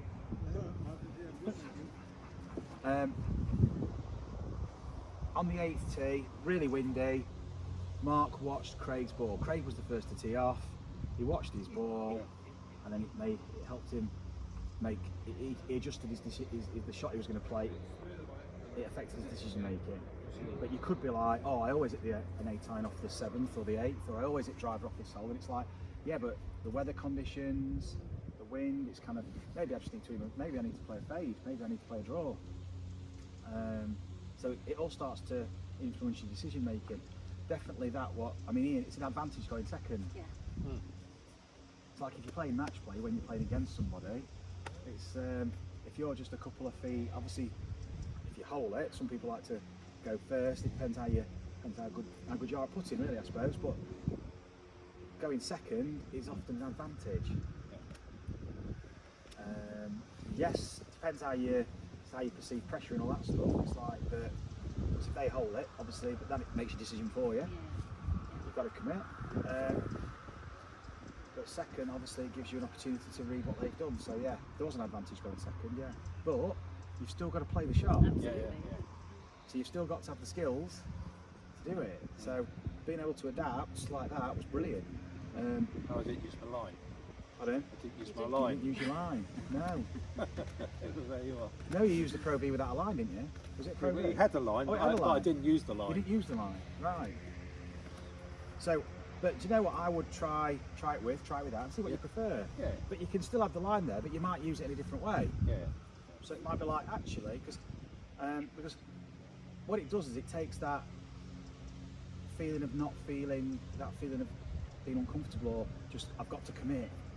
It's like, oh, it doesn't look quite right, but it's like, if it doesn't look right, there's a bit of interference there, and now you're having to commit to forcing a stroke. I think the other thing that helped me was actually just changing my position, so it was more of a I don't know what you call it, pendulum. Yeah, because it's just You were No. further away before, weren't you? yeah, I think that works a bit better for me. So if you think about your arm hang, if I'm over there, my arm hang would be here, so I'm having to hold my arms. So there's tension. So I'm having to now physically hold my arms here. Because they want to be, here. Yeah. No, they definitely would work better for And me. if you were throwing a ball, that's the equivalent of doing that, Yeah. as opposed to this. So it's rolling or throwing, but side on. And then adjusting your stance, your eye line, so bending up or down. Some people put like this, some people put like that. Yeah. But eye line, and that doesn't mean over the ball. You might feel more over, but some people will see that more left, more right, but you will be getting more in line with what you're seeing, so you're not getting as much parallax, Yeah. which is basically what I was showing you earlier. Yeah. Cool, let's go do some pitching. Yeah, excellent. Okay, brilliant. Further away, That's a good start distance. Yeah. Let's go maybe a bit further over there where we're not below the hole. Sorry, George. We can leave this here to be fair. Just means we're not quite. We've got a bit more So if one of you goes here, and then one here, we've got a bit more green.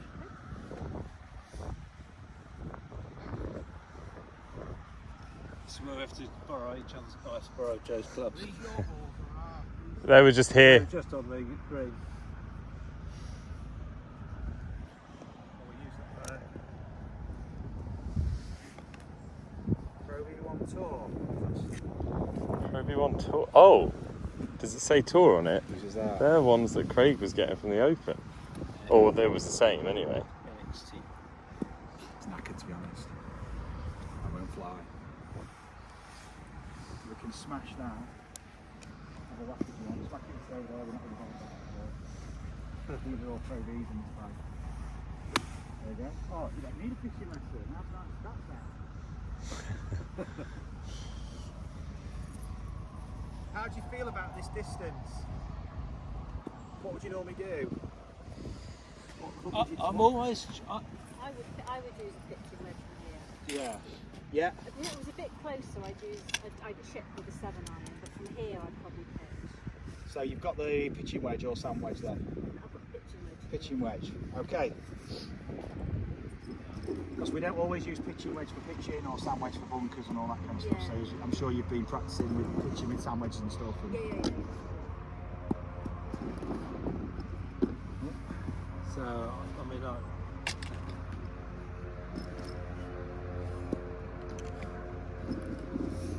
So what club have you got? well, to be honest, I use Joe's club, so I've only got a gap or a sandwich. Yeah, that's perfect. Thank you, Ammo. Have a few shots. See how. That's it. Have a few shots there, Ian. Just Should we try? yeah, fire away Sandwich. with the sand wedge.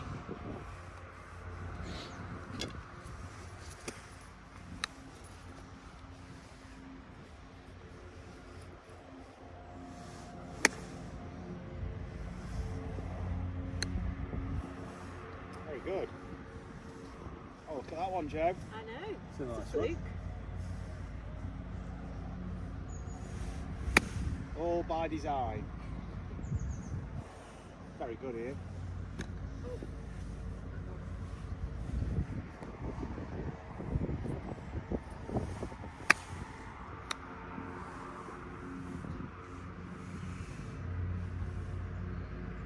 It's interesting how you're both playing it so different, isn't it? Are we? So Ian's going vertical. Yeah. Well, it's You're because I going haven't got any. lower. Because I haven't got any of those clubs. Would you use the pitching wedge? I probably would actually. So what we're Do going that to do, if I wrong. can borrow that club, so we've got 56. Yeah. In fact, I'll tell you, you keep that, I'll use mine because I've got 58. What we're going to do, just pop around this side for a second, Joe. What we're going to do is we're going to learn to adapt the club. So you don't always have to change your club for the different flight. So you can still, so you can play a higher shot. So that's a 58. That's the fairly high shot. Or you can play lower shot Yeah, that would be helpful. with the same club. Yeah. As opposed More to witchcraft. as opposed to having one swing Yeah. and then changing the club, which is really severely limited. So what you're not doing is developing your craft. You're not developing using the artistic elements of your movement and adapting it, and actually learning what this thing can do, because this has got a loft on. So what will happen is if I try and hit this lower, when it lands, it like bounces. Do you see it check? Yeah. And then it Yeah. runs. Yeah. Yeah. Now, if that was a pitching wedge or a 9-iron, I'm probably not going to get that first check, it's just going to run on. I might get a bit with a pitching wedge, but with a 9 or an 8, it's just going to run on, okay? So if that means that if I want to play a lower shot, I'm resigned to a ball that's not going to stop when it lands. I've got to accept now it's going to run on a lot. Yeah. So that means I need quite a lot of distance between the edge of the green and the flag, so I need a big landing area, I need a lot of run out. Where actually, say it's really windy or say it's uphill and you want to hit the ball up but you don't want it to run on too far, you can kind of control. So it's a low flight, checks, and then just releases out. Okay, but if you do that, like I say, with a less lofted club, that would be off the green, but it's about 3 foot away. Yeah. So, but you can also then use the club with the loft in a different way. I'm still using 58 degrees. It's just that's a different angle of attack. Still got 58 degrees on, but I'm not hitting the ball with 58 because I'm swinging down. Okay, which comes out lower. So, because what I'm changing, I didn't bring the other.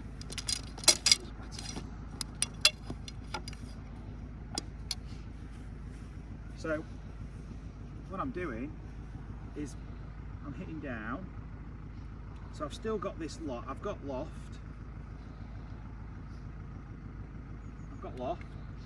But I'm hitting down, so it's going to fly lower, yeah? But because I'm hitting down, the direction of the club is going like this, down.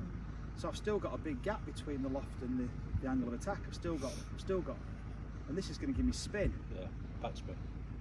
Yeah, the closer this is, the less spin I get. So if I do that and don't swing down, I'm going to get no spin. It's just going to run on. Okay. It takes a bit of getting your head around at first, but what you will start to do is appreciate the angle you're hitting down at and the loft you've got, and you're going to be able to start to manipulate it. But it's going to be more intuitive. It's going to be, you're not going to be thinking clinically about this. It's not a systematic approach. It's like just starting to attune you to the golf club, to all this potential with it. So you can actually get creative. You don't need. You could probably use one club for all the shots you need around the green, instead of having lots of different clubs that you've got to get used to, as opposed to just getting used to one, and being able to kind of hit it higher or lower, or that's a bit. Trying to hit that higher. That's better. Okay. That's it. Or really low, but the same club. Okay, so this opens up so much opportunity. So how do we do it? Is the answer? Is the question? Sorry. The answer is, the first thing we're going to do is take. So you've got the pitching wedge, haven't you? Yeah. So let's. You have got a sand wedge. I've got a sand wedge. Yeah, let's use the sand wedge.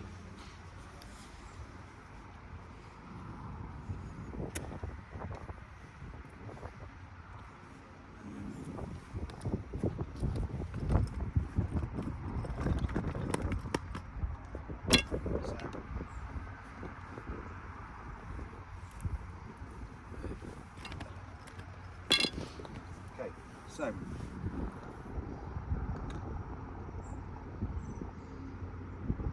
what we're going to start to do is explore all this opportunity we've got with the end of the chain here. So this is not rigid.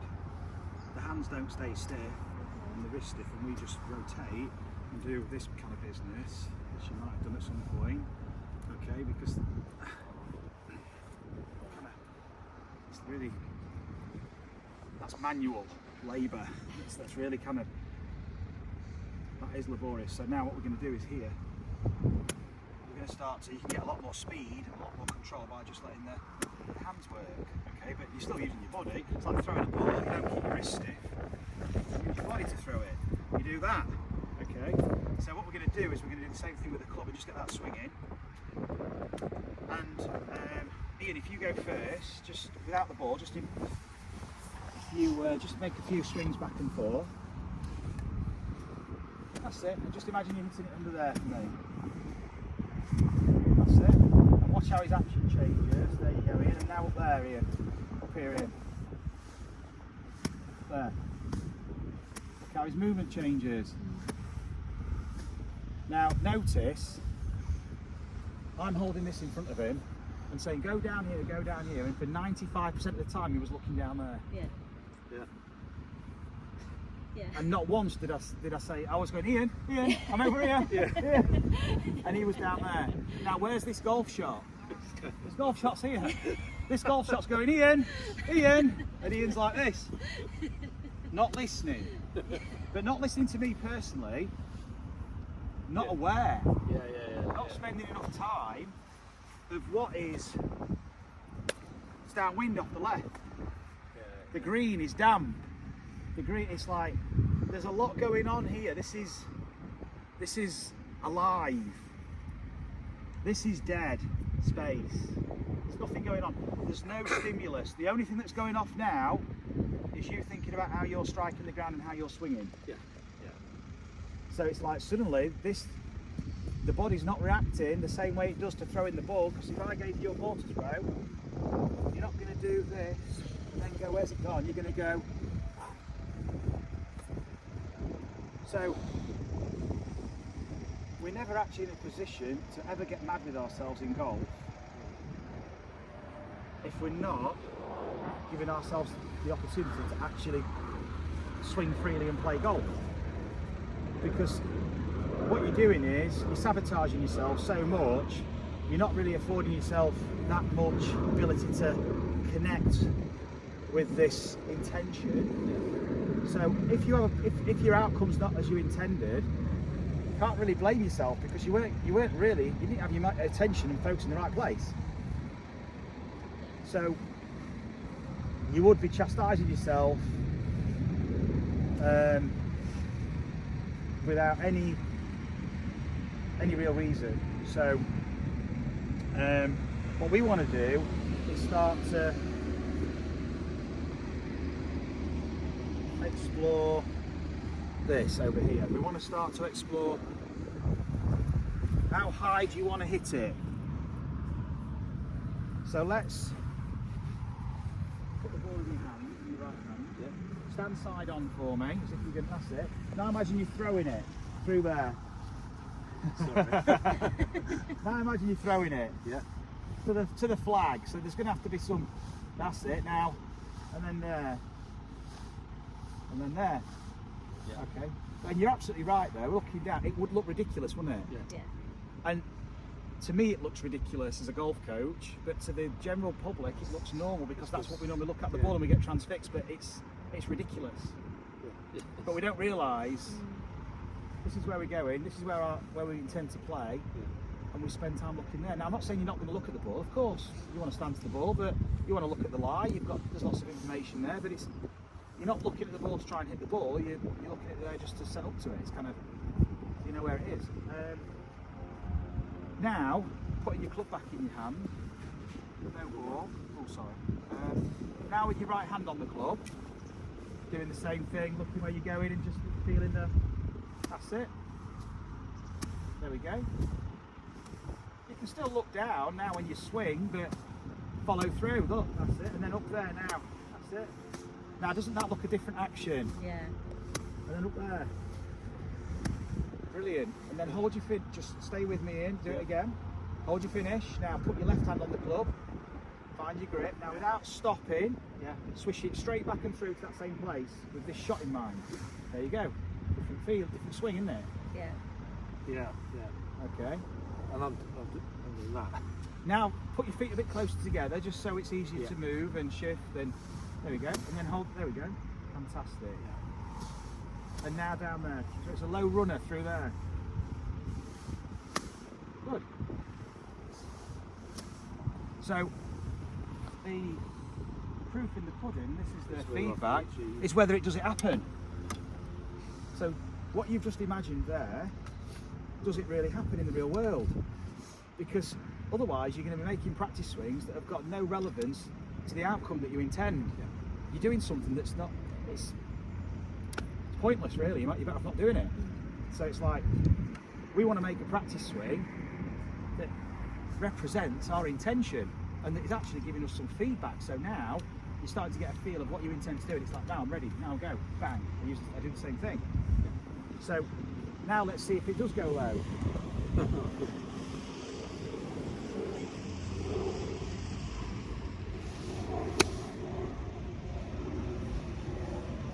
So it went high. It was a good shot. It went over it quite okay, but it was a good shot. So It went lower than I normally. yeah, it was a good shot and it finished well. So in the context of the game, that's good, but in practice, not what we wanted to do. So in terms of doing that, I'm Now, this is where, trying to put it back in the stands or something. no, okay. You see, again, if I'll show you this, you can have the ball forward in the stance, look where that is, Yeah, and it's it low. Right, yeah. No, Okay, so see what you're doing. yes, now that made it, exactly, you can see what I'm doing, Yeah. that made it more difficult to play. This Yeah. would make it easier, but that's not the overriding factor of what made it go low. Yeah. The ball makes it easier to have it there. That's how I'm using this. So and that, Ian, is my understanding and then movement repertoire that I recognise to release the club directly to that ball flight. Because I knew that was going to go low. Just like if you kick a ball like that, you know it's going to do this. Right. So now your practice swing is, I know what this is going to do. This is inspiring confidence. This is really now starting to, you can start to commit. Because the biggest problem in golf is lack of commitment to the shot. Yeah. Because we don't really know what we're doing. And particularly on chip shots, it's so easy to slow down and you dump it and go 5 foot front. Very good. Because you end up with all this noise, hesitancy, deliberation, all that stuff. It's called dwell timing. The studies on the tour have found that the best players spend less time practicing and less time actually stood at the ball. The biggest money earners in golf. Yeah. Over the last 7 years, they did a study, and it was like they followed all the players over each player over a certain period of time, and they studied their behaviour and their pre-shot routine, if you like, and the guys who also their practice habits. The guys who practice less, it's like, how often do you practice your putting?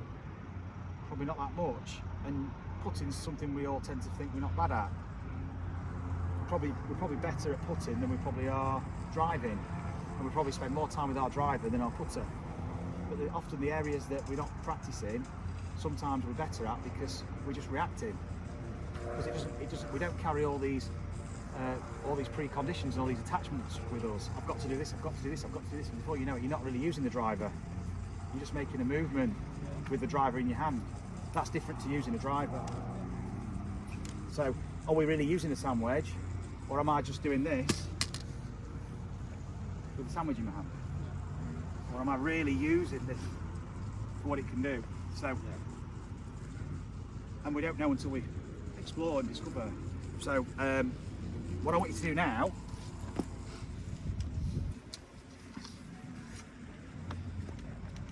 I want you to hit that under there. Not to that. No. flag. Just can you hit that under there?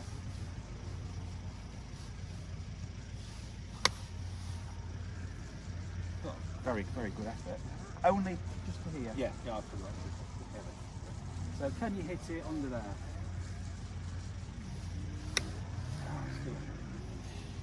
Without moving the ball back to your stand. Yeah, that's it. Yeah. Yeah. Brilliant. So what did you do? I lagged the head basically. You lagged the head. So I closed What it did down. you do? You lagged the head. What does that mean? So I'll show you what lag is, okay? So just with your right hand on the club, put your club over to the left of your body there on the floor. Put your hands in the middle there. Right, ready? And what you're going to do, watch me, you're going to drag it, watch me, along the floor, and then thud the ground. Drag it and then thud. So the thud, watch me, Joe, is down, make a divot. So drag and then make a divot. And that's lag, what you just did. Okay. So that flail, that was lag. That's it. Now the more you lag, That's where I make it. no, it doesn't matter, forget. Because we're not talking about a ball. So, and that, the club lag behind. That's all he's talking about. Does that make sense? Yes. Now the more lag, the less loft. This ball's going to go lower. Right. Yeah. No lag, or the other way, negative, that'll be positive. This is now he's adding loft and it's going to go up. Right. So all I was doing when I wanted to hit the ball high was I was letting that swing Right. freely. Right. And when you wanted it low, it was miles behind. And my hands were way in front. This is lag. And that's what Ian just did, yeah. What you've just done there. Okay.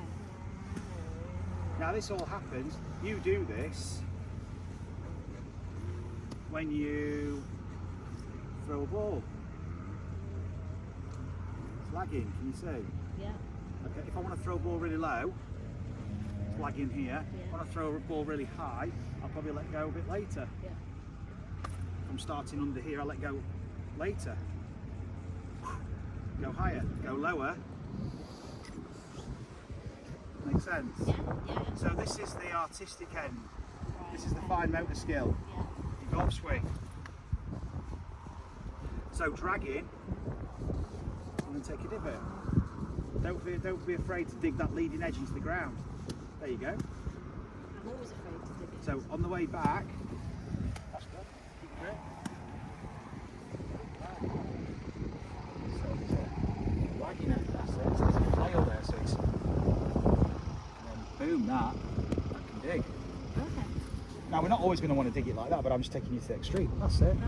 What you're learning to do is move to use the golf club. This is pitching. The complete opposite to sticking the belly button in your, sticking the club in your belly button and rotating like this, which is what some people do. Look at that now. Notice your body weight's moving. Yeah.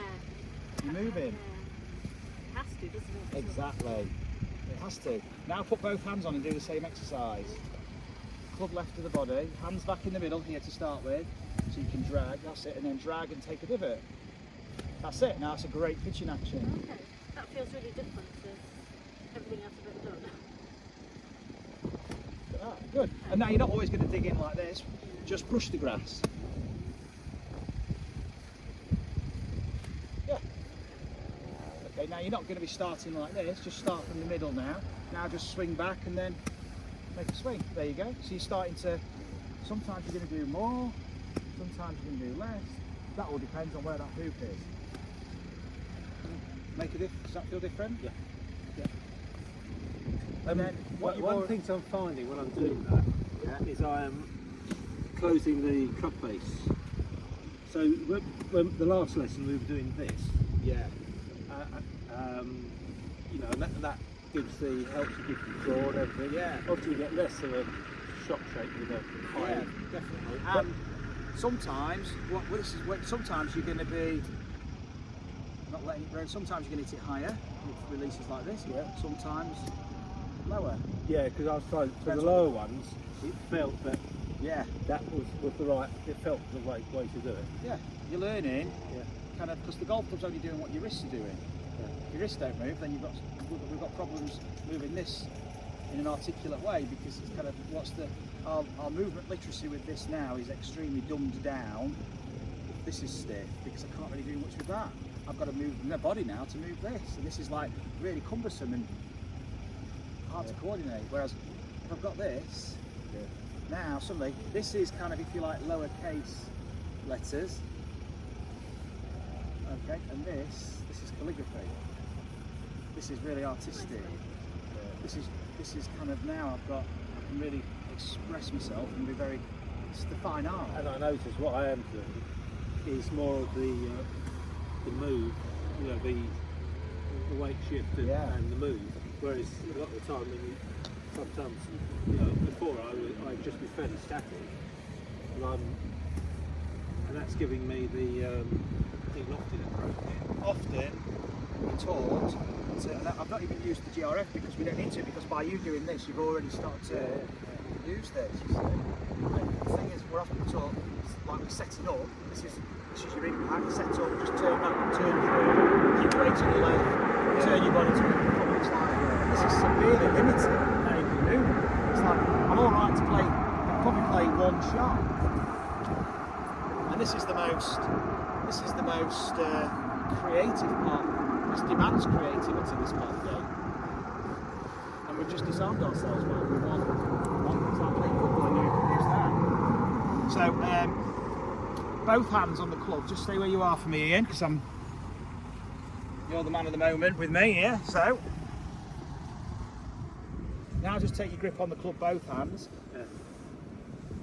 Now do that lag drill with the clubs where you're going to drag it. So, yeah, just a sec. Yeah. Right, okay.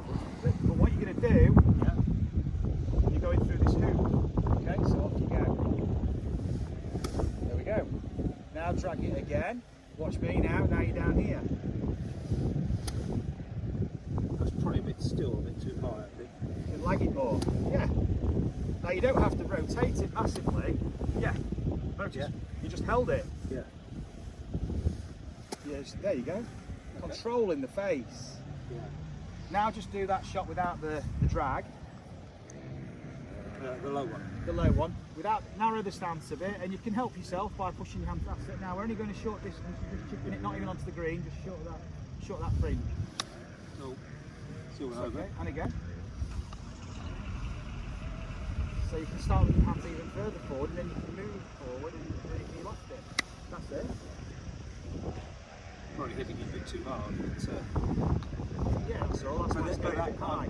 I don't normally hit the sand wedge at that level. Now you don't need, I've took you to an extreme, now a Yeah. bit higher. So through there now.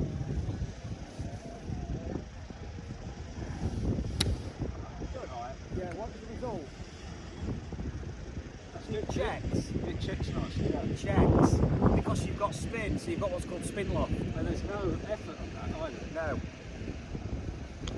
Because you've got one maybe a pitch wedge flight, Yeah. but you've got sand wedge control.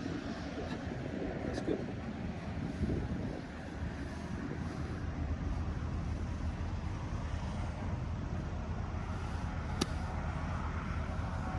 I wasn't trying to get to the That's hole. alright, now one more, and let's go higher. So up here now, looking where you're going. Have a practice swing again. What's this swing going to feel like? Now, just have another practice swing. Yeah. Just do the practice swing. Hold your finish. Have another swing, but start from there. No. Swing back and through to that same place. And that's the swing you're going to make from the ball. So now from the ball to that finish. Okay, hold your finish. And then what you've got to compare now is, did that swing with the ball feel like your practice swing? Yeah. Because if it didn't, then there's some disparity between the two, and we want to know what that is, because that's interference. Yeah.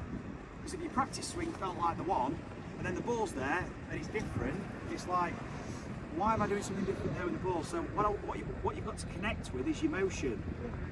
Where does this swing take me to? So have another practice swing now, and essentially what you're doing is you're mirroring your practice swing. So that means your practice swing is of the utmost importance. It's not just wishy-washy, waggling the club. There's purpose to it, there's meaning. That finish, we can see that Ian intends to play a high shot. So your movement represents intention.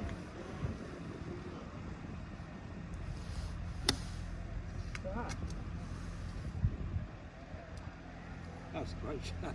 Little check. Yeah. Now, so you've used your sand wedge in two different ways. Yeah. And look at the reaction you're getting when it lands on the Brilliant. green. Oh, Check, it stopped control. within about a yard or so, 4 foot, which is great. And then when you're practicing, what you're now practicing is distance control, because you know the ball's not going to run that far. So where it stops where it's landing, so it's like you can be more precise with your swing. What you're doing is you're taking out all the unknown variables. Oh, how far is this ball going to roll? It's like, actually, what pros want, what they want, I'm not comparing this to pros, but it's just how some of the things are very relevant, is that it's all about the first bounce. They want to control that first bounce, because without that control over that first bounce, it's in the lap of the gods. Now, we want the same.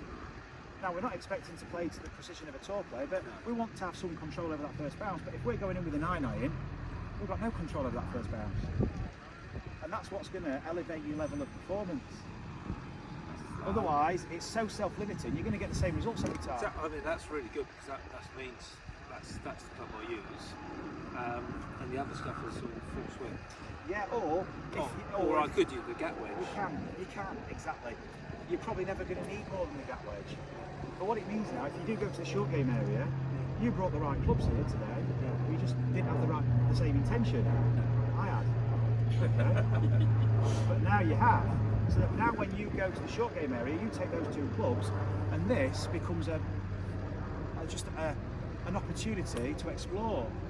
This is a playground. Yeah. And there's loads of stuff to do here. We've got some really good short game areas back at the club. Oh, yeah. I mean, you're fortunate, and Yeah. that is there to be used. Yeah. And you'll find it's often the quietest place on the course. It is. Yeah, because everybody's up at the end doing their full swing. Yeah, in an area that might save them 2 or 3 shots, and this area could save you 10 shots. Yeah, definitely. Using just applying the same amount of time. Half an hour on here is so valuable, but providing you use that half hour wisely. Yeah. Standing here just practicing your pitching technique and doing it really wooden, doing one swing, you might as well just go to the driving range. But coming here and using your sandwich and I'm going to go out the rough now and try out the rough. I'm going to go hit it higher, hit it lower. Now this is different level. Make sense? Have a look. So I'm going to let you have a few shots, Ian. Play around with it now without me guiding you. Fire one in a bit lower now. So notice he had a look where he's going. Yeah. Look where he's spending most of his Yeah. time. Now think about your landing spot, Ian. Think about how this ball's going to react. Where's your landing spot? What's the run out? It's going to run a bit further, going lower. Going to chase it up there. Look at that. Yep. Was lower, not quite Was, what yeah. I intended, but Look where it's finished. yeah. Distance right, direction a bit not quite right, but Yeah. So, if I'd have said, was it your intention? Probably not. No. You might have said 6 out of 10. Result on a golf course, probably 9 out of 10. yeah. Because you've got a chance of holding that now. That was really good. So, suddenly, margin for error, I mean, it's much more predictable. So you can push your hands forward a bit more, really chase it in, and then you can feel your weight shift. You can feel everything. Hitting it low, you're hitting it really low. Not a disaster. Are you saving that? No.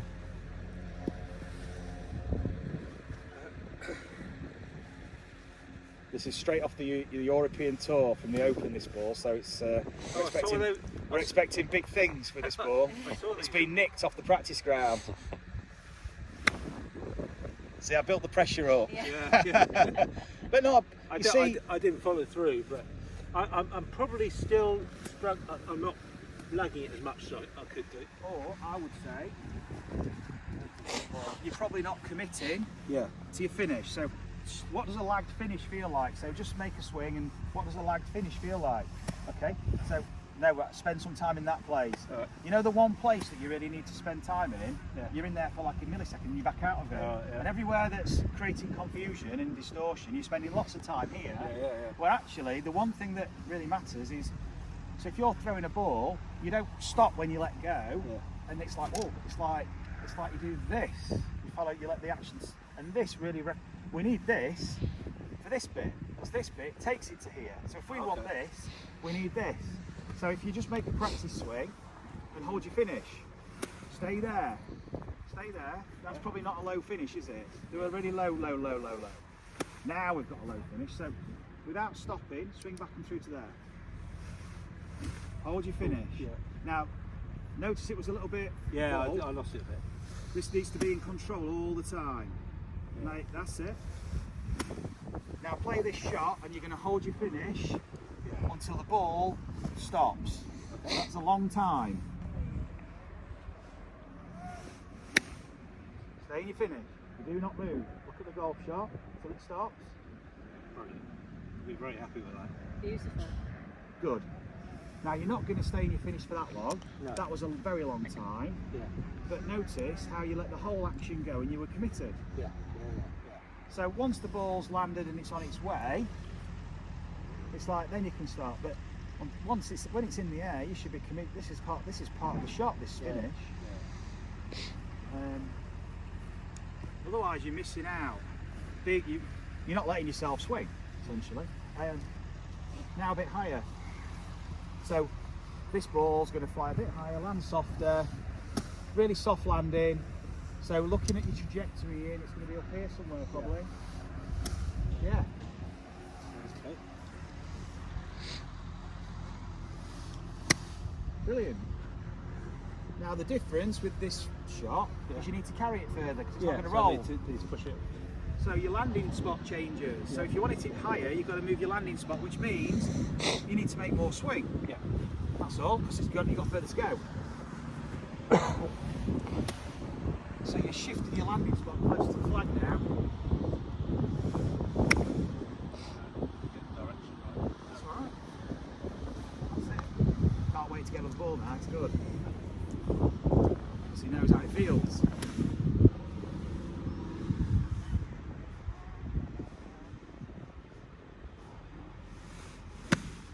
It's okay.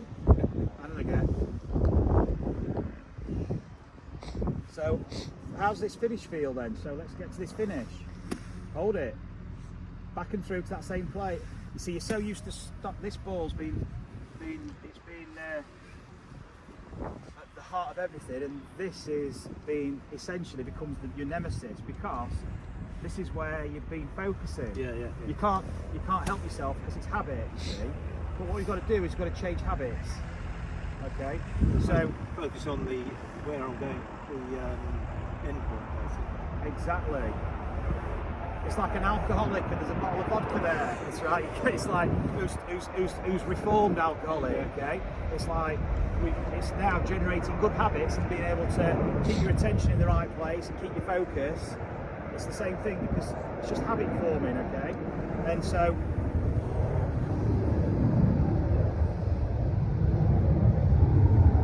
It's willpower. You know, I said yesterday it's willpower. It's the power of intention. Now that's an extreme example, of course. There's no elements involved in what we just said. But we're talking about habits. We're talking about willpower. So, what do you recognise with this golf shot? What do you need to do to achieve it? So, have another shot now. And the most important element of this is your finish. Okay. Of course you can feel the thud, you can feel the contact, you can feel that's just the middle of the swing, you're going to the finish. Good, are you committed? Yeah. And you didn't catch that perfect, but you don't need to because you've got what's called bounce under the club, so that the sole is rounded, so it's giving you some forgiveness. Okay, it came through. Okay. It did because you're committed, but you know if you're not committed, it might stop. As that would have duffed it, yeah. If I'd slowed down going into the actual impact. So it's all about intent. So the level of you are just as engaged with the swing here as you are here, getting ready and swinging to this level. The level of intent is the same here. You watch the players on tour; they're watching the golf ball in the finish, and they're so immersed in the shot. They're just as engaged here as they were at the beginning when they were looking about to hit it. Doesn't change, doesn't drop off. They don't hit the ball and go, oh, where's it gone? It's like, it's going there. And if it goes off that way, it's like, then they're still watching it. Obviously they're not happy about it, but they're always committed. So let's commit right to the end. That's it. So much more positive. Yeah, I mean, look at the intent there. Yeah, that's not a bad shot, is it? It's awesome. But you look like a man with a purpose then. Yeah. You were like, this guy knows what he's doing.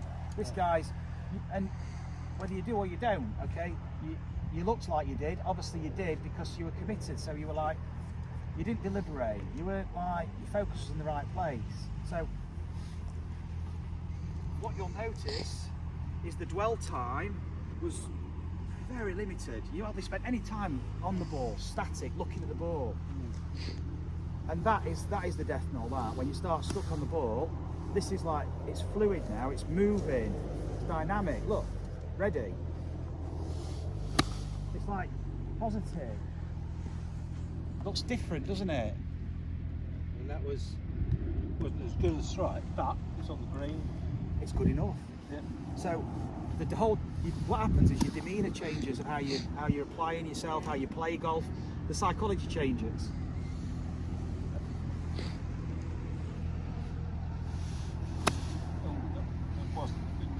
shot, doesn't matter though.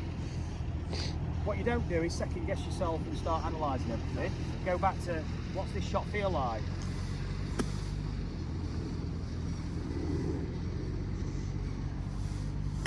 And there you go. Now you could have dwelled on that last shot and spent the next 5 minutes shanking everything. But you didn't. You went back, you reset, and you went, where am I going? What's this feel like? There's the finish, and you got back on track.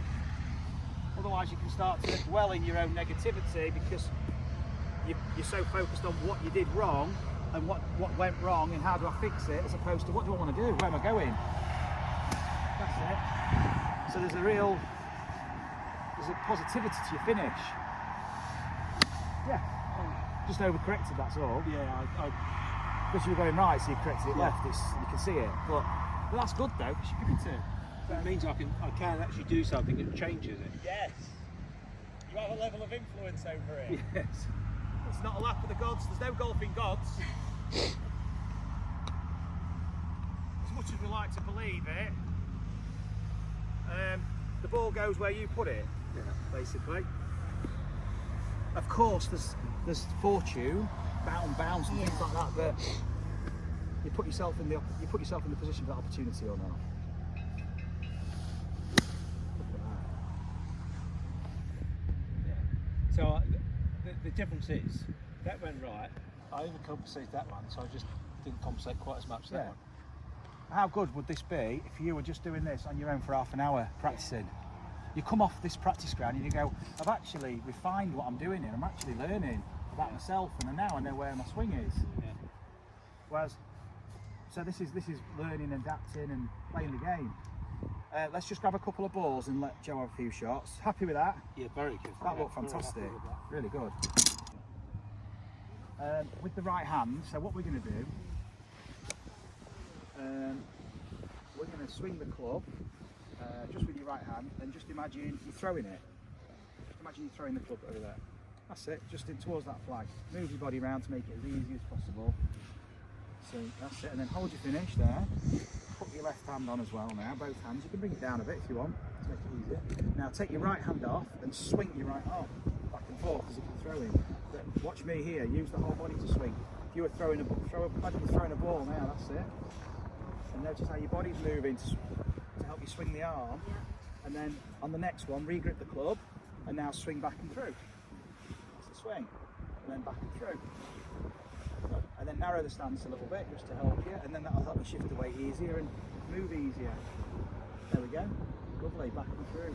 And on the next one now, swing it back and then let the club thud. There you go, so there's a swing back and then a brush, or a thud, and so you can feel how the club interacts with the ground. Different feel? Yeah. Now keep going, don't stop. Imagine you're doing that now down here. Through there.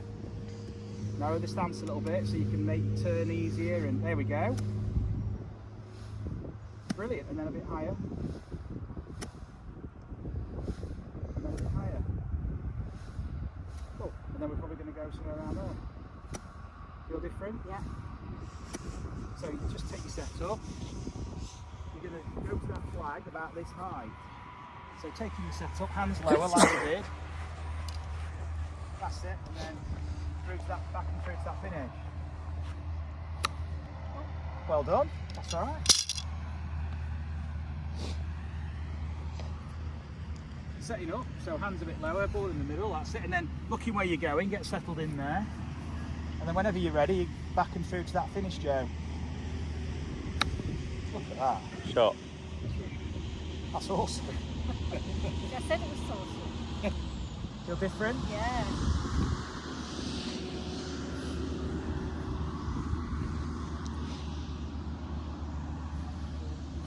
Look at this. Now that's pitching. Shot. That's pitching. Different to what you used to do. Totally, yeah.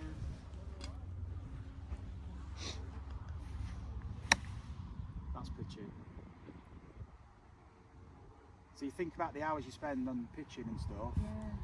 That's not pitching. What you've been doing. You've been doing something else. I don't know what, but you've been learning some form of movement that is is intended to be pitching, and kind of somehow the method is applied to pitching, but you're not really pitching, you're doing something else. You're manipulating some form of movement with the concept of pitching, but it's not really. This is connecting you. You're just now you're using the club, you're using a golf club, and you're playing a pitch shot with a golf club. So it's always just a golf shot. You're just using a different club with a different flight and a different intention. That's all. Yeah, brilliant. Look at that. It's easy, isn't it? Yeah, I'd be very happy with that on course. Very happy. So setting up, that's it. Now that's it. Now you can go a bit lower if you like. Imagine you're going a bit lower. Oh right, okay, we're lower Yeah, shot. punching Right, it a bit okay. lower and just going a little bit, just chasing up there. That's all right. You don't have to get. Not that low. Yeah, you don't have to just have another go. It's the same. You just think about where you intend to go. Maybe come round move your feet around the ball a bit this way. That's it. So you can. That's it. And then you can direct it towards the flag and trajectory. So it's more. Just have a practice swing for me. Hitting through there, but that's it. That's it. But really powerful to get it to that blue flag. There we go. So see how it changes when you focuses on the Yeah. trajectory. Yeah. And then off you go with that same swing, punching it low. That's it. That's the shot. Great shot, Phil. And that finish, if you said to me, Marcus, what shot do you think I've just played? I'd be like, you just played a low pitch, low running pitch. So you follow through, matches your intention. Yeah. This is probably going to be the most used shot you're going to need, the low pitch with a sandwich. Because this checks, there you go, and then it just releases, and it hardly runs that far, so it's always in control. There's not a lot to go wrong with that shot. That's amazing.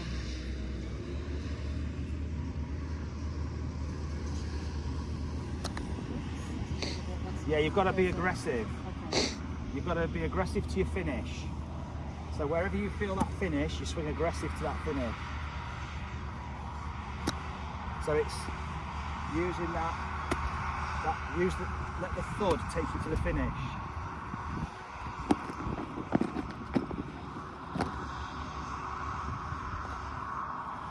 And you know we did the little push forward on the driving range? Yes. Same here.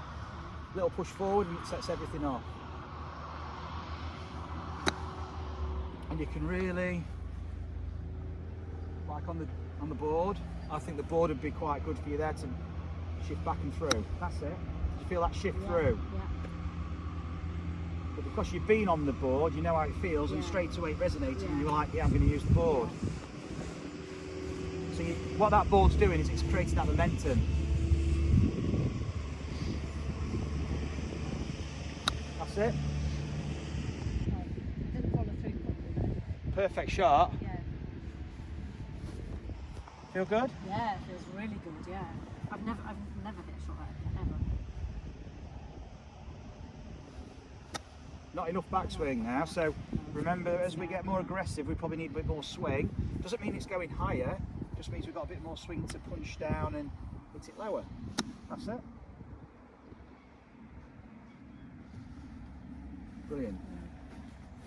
And then now a bit higher, so move your sights higher, picture the launch, the apex if you like of the flight, the trajectory. Have a practice swing first. What's this swing going to feel like? To the fin, there we go. Brilliant. That's okay. The intention was there. As long as you've got conviction to your intent with your intention, you're more than halfway there.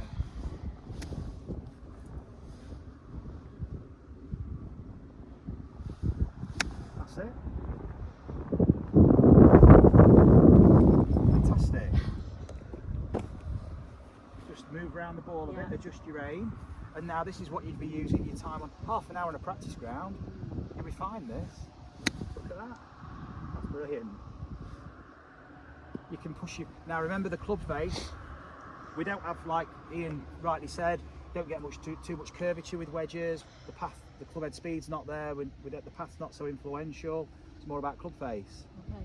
The path does have an influence, but not as much as it does with a full swing. So it's where you're aiming that club face. So if your balls are going a bit left, aim your club face right a bit.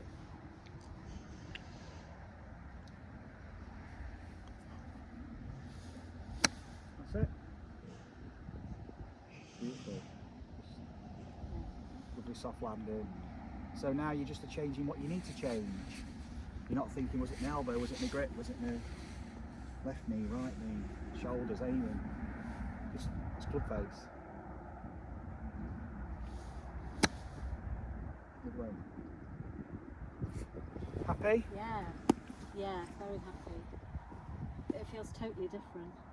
It feels more fluid.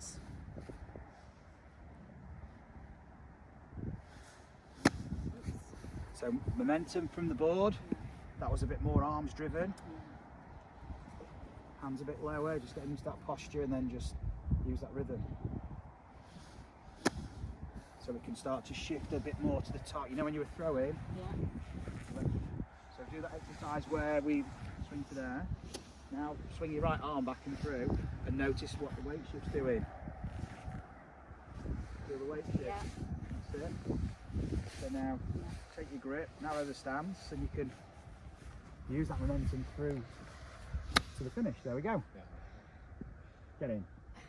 Go on. Oh!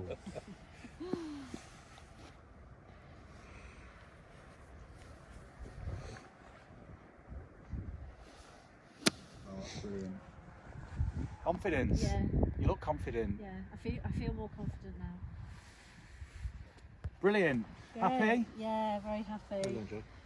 Really good. Well Thanks, done. Marcus. You're welcome. Thanks, George. That was awesome. Thank you so much. Thanks, Joe. Brilliant. Thanks. Great to watch. Yeah. Thank you, George. Brilliant, Matt. Well done. It's been fantastic. It's been Yeah. interesting couple of sessions, hasn't It it? really has, yeah. Yeah. I was saying to George, there's a lot to take away with it now, think about and use. Yeah. I mean, like I think for me, you know, just the thinking about using just a sand wedge, and because I do like using it, but I ended up just doing, you know, little duff shots. Whereas that, I mean, that was just a game that's changer just for great, me. isn't This will do all those. It's going to change my anything you want. practicing as well completely.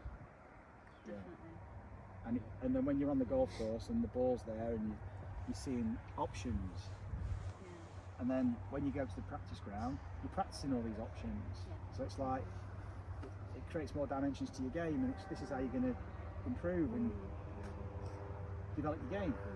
So it's a platform. This, but you've got the video, and that's the ideal form of reference for you. So you've got you can go back to it, you can practice elements of it, refreshes your memory, but also it's like a bit of a reset sometimes as well, and you've got everything there. Brilliant. Brilliant. Thank you. That's Well great. done. Thanks, you're welcome. Fabulous Thanks, couple that's of awesome. days. Great 2 days.